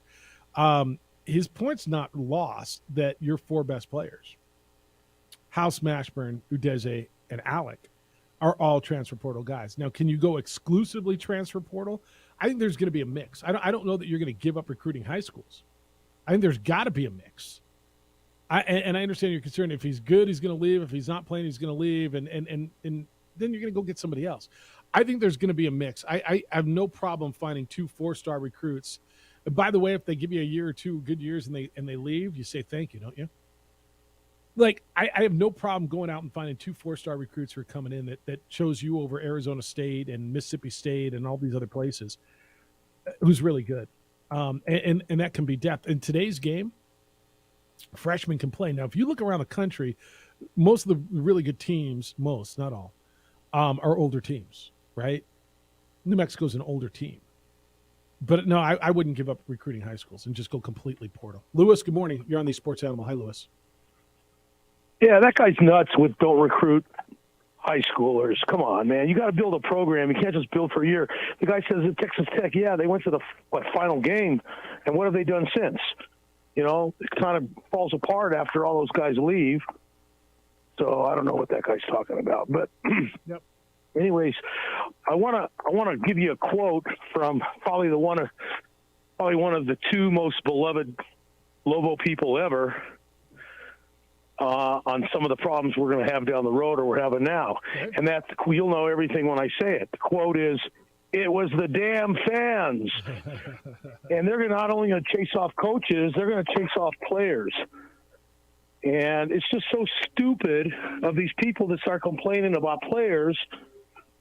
And they're just going to leave, man. They're just going to leave. And, what do you – we've been saying this for years and years. What do you expect here? Yeah, see, I think part of caring is people are going to cheer when it's good, and they're going to gripe when it's not, right? And that's part of passion. And I think a lot of coaches will tell you, I love that about our fans, whether they do or not. They're going to tell you, I love about our fans that they care, they're involved when we win or when we don't win. I don't know if someone's going to get run off and go somewhere because somebody said something in a tweet or in a letter to the editor or whatever, or on a radio show, then maybe that's not the right guy anyway. I think, this fan base is passionate. I don't know that I heard anything today. I mean, people are critical and they're emotional after a loss last night. I don't know that anybody's running anybody off right now. The house thing is but if they continue to hear it, Yeah. if they continue to hear it, and it continues to be a topic, I just think it's going to become a problem, and it's probably been a problem over time. I mean, we lost one football coach years ago, the best coach we've ever had, because he couldn't take it anymore, and he was winning. What have they done since? Nothing. Well, they want to go one bowl game under Davey, I guess, but that was about it. But I don't know, man. I get tired of hearing this complaining. I mean, we're going to lose guys this year. We're going to lose Dent. I'm sure he's going to go. That's a fear. I just really believe he's, unfortunately, but I think we're going to lose him. And then, of course, out of the 3 or 4 guys that can come back, the odds of all 3 or 4 of them coming back are probably kind of slim. So we're probably going to lose 1 or 2 of those guys. And then I don't know. You guys, we have good players here, man. We have good players. Just let them do their thing, man. We have a good coach. We have good players. Let them do their thing. And just got it. It's frustrating. Thanks, Lewis. Anyways, thank you very much for taking my call. See ya. You got a good team. Marie, you and I have been saying this all year. Enjoy this, man. Remember what it's been like around here for the last bunch of years? It's been, yes. I mean, enjoy this. And I don't know who's coming back, who's not. I know you got 3 games on the regular season schedule. I know that you've got at least one in the Mountain West Conference tournament, and I do believe that there's some sort of postseason. And you've got a good team and good players. Who's coming back next year? Man, I don't know. There's 4 guys that your top 4 could leave, could stay. I don't know. The Dent thing, I'd like to believe he's going to be around for a while. I think your coach, I'd like to believe he's going to be around for a while. Enjoy this. That's college basketball today. But to say, don't recruit high school, I disagree with that. If you can get 2 studs, like theoretically you've got 2 4-star recruits out of high school, get them. If you got 2 Udezis for you, man, find me them. I want them too. If you got 2 more Morris Udezis, damn right I want them. So does everybody else, by the way. So does everybody else. You got 2 more? Do you know where they're hiding? No. Call I'll work on that. Mr. and Mrs. Udeze and see if they got a few more. Can you create a couple more like that guy right there? Yeah, he's really good. Yeah, it's not that easy to find him. I bet everybody else in this league wishes they had that guy too, because he's really, really good. All right, 505-246-0610. Eric Bieniemy is being introduced as the head coach not the head coach, as the offensive coordinator in Washington right now. Got some stuff we spent a lot of time yesterday about one of his former players, Shady McCoy, clapping on him. Well, some of the other former players have come to his defense. We'll get into that as well. If you're a business owner, or if you work for a business owner, I got big news for you. Federal government's promised $135 billion in tax refunds for small and medium-sized businesses that kept employees on the payroll through the COVID pandemic. Even if you qualify for PPP funds, many business owners are eligible for the employee retention credit. So how do you get this money? You go to RefundsPro.com. Refunds Pro specializes in cutting through the red tape to qualify for this government program, and Refunds Pro makes it quick and easy. Most refunds are more than $100,000, and I know you could use about $100,000 right now, huh? But there is a deadline. So visit RefundsPro.com, get the process started before it's too late, and you're wondering what's the catch? Well, the answer is there isn't a catch. It's a refund on your business taxes, not a loan that you got to pay back. Refunds Pro will help you through the qualifying steps. So go to RefundsPro.com to see if you qualify instantly. If they don't get you any money, there is no fee. Many business owners don't even know this program exists, but you know now. Don't wait.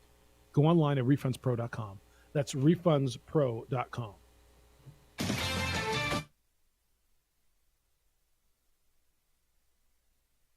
We would like to thank the following sponsors for making this broadcast possible.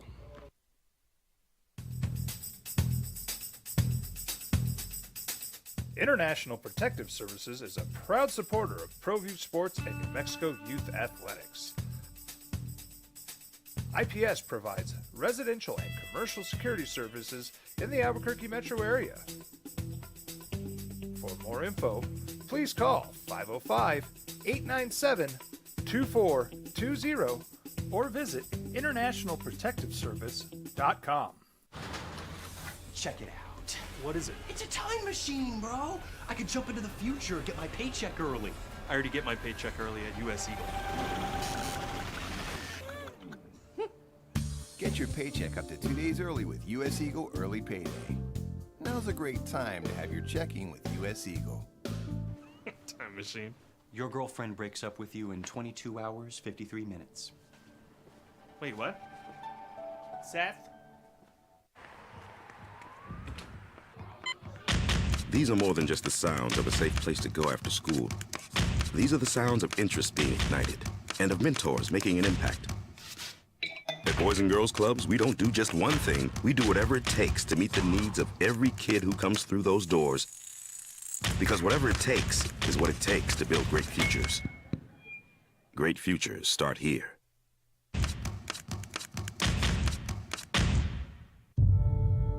We fight the battles no one hears about. We drop into the middle of firefights to rescue others. And act as one-man air traffic control towers. We're the ones who go before all others.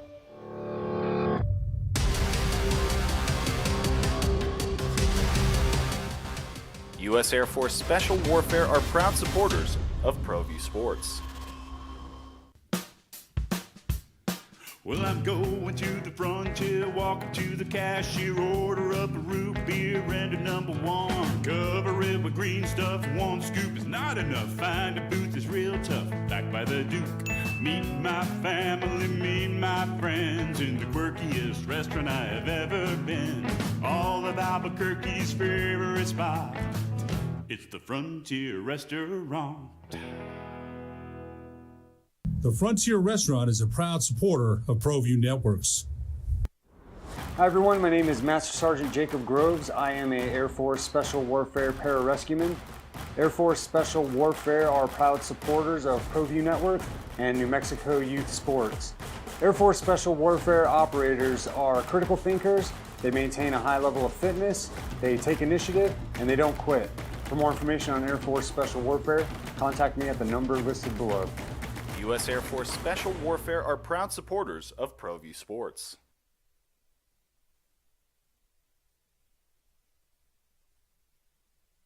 We would like to thank the following sponsors for making this broadcast possible.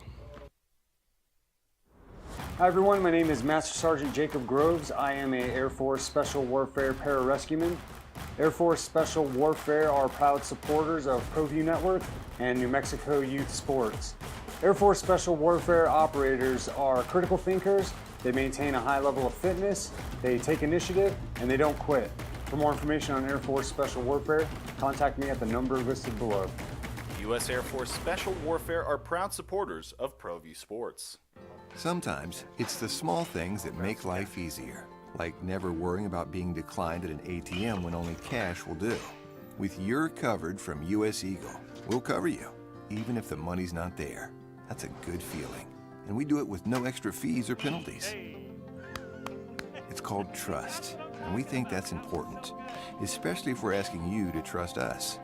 At US Eagle, that's just part of what it means when we say people mean more. These are more than just the sounds of a safe place to go after school. These are the sounds of interest being ignited and of mentors making an impact. The Sports Animal. So they're introducing Eric Bieniemy as the offensive coordinator of the Washington Commanders today. Former offensive coordinator in Kansas City. Long time. For 10 years. So LaShawn McCoy, the former running back, came out and clapped on Bieniemy because it's been, why isn't he a head coach? Why isn't he a head coach? Why isn't he a head coach? And LaShawn McCoy came out and said it's because what's he ever done? Like, what's his value? It's all Andy Reid. Well, you got a lot of other players. Jamal Charles, a former player there, said, I got to disagree with you, Shady. Bieniemy coached for me for 4 years. I learned so many things from EB, and I still keep in contact with him. Great husband, great father. He deserves to be a head coach. Okay. Honey Badger, Tyrann Mathieu, Man, you bleeped up with it talking to Shady McCoy. Tyreek Hill. Shady, Matt EB told him to tuck the ball. Shady had a fumbling problem. Eric Bieniemy sat him down because he told him to tuck the ball. So there's a lot there, but there was some clapping back. I tend to agree with the masses usually, right, when these things come Absolutely. out. Right? Especially so, players that have played for him. Yeah, and so that rhetoric is a tough one for me to listen to. Shady McCoy's, because it's a voice of one. And as my brother once told me, why are you responding to the drip of one? Right? That's a good one. Yeah, it's kind of along All the right. why are you watering the rocks thing. It's the same concept. You keep watering the rocks and what grows, Amory? Nothing. Exactly right. Exactly right. And so that would sound to me like the drip of one. I'm not sure I've heard anybody else with the same take on Eric Bieniemy. Have you? No. So Shady was the only one. Yeah. The only other question, and we've talked about this all week, Jeff, is like, okay, how come this guy cannot get a head coaching job after interviewing so much? Yeah. But players seem to love him and or at least teams respect and him and like respect him. him, Yeah. and he's a winner. He's created a lot of. If you look at the offenses he's coached. Yep. All that seems right. So where are we? And that's where that is. If you missed it this morning, breaking news at 5:54 this morning, Aaron Rodgers is out of the darkness. He emerged from the cave at the Sky Cave Retreat in Southern Oregon. The bad news is you're falling through the air. Nothing to hang on to. No parachute. The good news is there's no ground. That sounds weird. The bad news is you're falling through the air. Nothing to hang on to. No parachute. The good news is there's no ground. This is from somebody who did that, the darkness retreat. All right, 505-246-0610. If you still want to get in, I got a bunch of emails I still need to get through to. Yeah, this was busy today. Good job, guys. Gopher said, couldn't disagree with Marty more. How does Patino get more diverse with his substitutions? He's got 7 guys. No one else is playing unless it's foul trouble. If Seka's getting more than a handful of minutes, Lobo basketball's in trouble. Another one says, couldn't disagree with A. more. Yes, finally. There's not a team in the country at any level that's not going to be in trouble, that's going to figure out how to score when their top 2 guys are laying bricks. If LeBron James and Anthony Davis are off, you aren't telling the Lakers they need to figure out a way to score. You kind of are. You kind of need someone else to score. And besides you your top also, 2. let's see, play defense. Well, I mean, find a way to score. Yeah, but you got to find a way to score. But there's got to be more than just 2 guys that you can rely on. And Udeze had 18 points last night. Hoser, good morning. Hey, good morning, Jeff. Earlier, you were throwing out the scenario about, of these wins and how would you feel about the Lobos winning and maybe making an NIT appearance, here in the second year. And, I think that, if that scenario happens maybe towards the end of the year, but I think the way that this team started so hot, just like JJ alluded, man, the moment is now. You had to seize that, and it was just they built such an incredible moment in the beginning that it's just very disappointing that we haven't been able to sustain it or take that next step. And that's always kind of been the history about Lobo sports or especially like football and basketball. You kind of get to this pinnacle, and the fans are just hungry for that next step that's consistent. And, of course, there's always a fall. And now with things the way they have changed in the college landscape of recruiting, I mean, that's just going to go back and forth. So now I think JJ's point about just, the moment is now. If the moment is good, you just got to, let's just see how far this goes, because next year everything could all change. So I think the moment is important. And the next moment for the Lobos is Saturday night. And let's see if they can, seize the opportunity. What if when you say as far as it goes, what if it goes through the NIT? What if that's where it goes? It's kind of a letdown because again of the start. But I mean, I think you're going to be happy. They make the NIT, especially if they go deep in it. I think it's good for the program overall. But if they just go in and all right, he gone. I think I got the point, Bill. All right, so that's where fans are. Look, you're not there yet. I know it's a what-if situation, right? And it's look, you haven't been in the NIT in a long time. I'm not telling you that's the goal. Believe me, and I'm not telling you that's the absolute destination at this point. It's hard. I'm not telling you that's what it is. you still have an opportunity to get the NCAA tournament. You still have a real opportunity to get to the NCAA tournament. And Saturday's staring you in the face. You've already beat this team. No reason you can't beat this team. You're no different now than you were then. Right? Now, I want to hear how bad Jamal might be hurt. Right? But you beat this team once. Now you got them in your building? Like, can you beat it? Yeah, you can. And then all of a sudden you got a different feel. Then you got Fresno State coming in, then you go to Colorado State, then it's a whole different feel. It's not over. We brought up the NIT. A number of you have brought up the NIT. So we'll have that conversation. Checked on the availability of the building. Also, Mashburn has scored a lot of points and the Lobos have still lost, by the way. So get that LeBron, Anthony Davis. Yeah, out what do you of have? it. Also, LeBron breaks the scoring record and still loses. So I don't want to hear that take again either. Yeah. I think it's more to that. It's fair. Find another team in America that's only got 2 guys scoring, and that's not this team. I think you would say there's 3 that you rely on regularly. It doesn't mean you win. Not all the time, no. But you got to score to win. Last night, the second half, they got beat, man. And by the way, they scored 40 points in the second half. Pretty good. 51 is what they gave up. Thanks to Jerry Palm, CBSSports.com. CBS Sports Bracketologist. He was with us today. Jim Rome Show is next for a short while. Then you get J.J. Buck from Clune Arena. Lobo women's basketball against Air Force. Then some Colin Cowherd. 2 Men On comes your way at 4. We're back at 8 a.m. What time? 7 a.m. tomorrow? Friday. 7 More tickets come tomorrow. Oh, more tickets. A pair of tickets to go see San Diego State. Great job, Emery. Thank you for sitting in. Of course. Adrian, good always. job on the video side. Be good to each other, please. We'll see you tomorrow morning. Be kind, loving, caring, and sharing.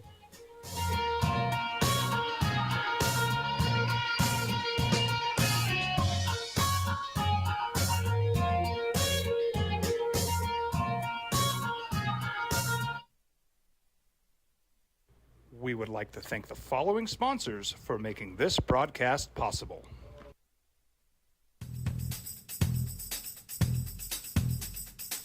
International Protective Services is a proud supporter of ProView Sports and New Mexico Youth Athletics. IPS provides residential and commercial security services in the Albuquerque metro area. For more info, please call 505-897-2420 or visit internationalprotectiveservice.com. Check it out. What is it? It's a time machine, bro. I could jump into the future, get my paycheck early. I already get my paycheck early at US Eagle.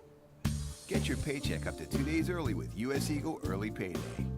Now's a great time to have your checking with US Eagle. Time machine. Your girlfriend breaks up with you in 22 hours, 53 minutes. Wait, what? Seth? These are more than just the sounds of a safe place to go after school. These are the sounds of interest being ignited and of mentors making an impact. At Boys and Girls Clubs, we don't do just one thing. We do whatever it takes to meet the needs of every kid who comes through those doors. Because whatever it takes is what it takes to build great futures. Great futures start here.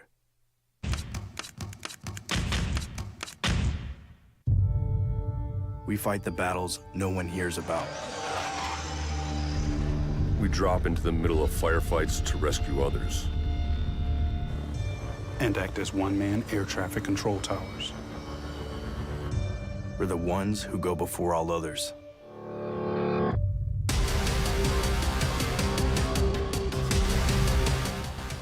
U.S. Air Force Special Warfare are proud supporters of ProView Sports. Well, I'm going to the frontier, walking to the cashier, order up a root beer and a number 1. Cover it with green stuff, 1 scoop is not enough. Find a booth is real tough, back by the Duke. Meet my family, meet my friends in the quirkiest restaurant I have ever been. All of Albuquerque's favorite spot, it's the Frontier Restaurant. The Frontier Restaurant is a proud supporter of ProView Networks. Hi everyone, my name is Master Sergeant Jacob Groves. I am a Air Force Special Warfare Pararescueman. Air Force Special Warfare are proud supporters of ProView Network and New Mexico Youth Sports. Air Force Special Warfare operators are critical thinkers, They maintain a high level of fitness, they take initiative, and they don't quit. For more information on Air Force Special Warfare, contact me at the number listed below. U.S. Air Force Special Warfare are proud supporters of ProView Sports.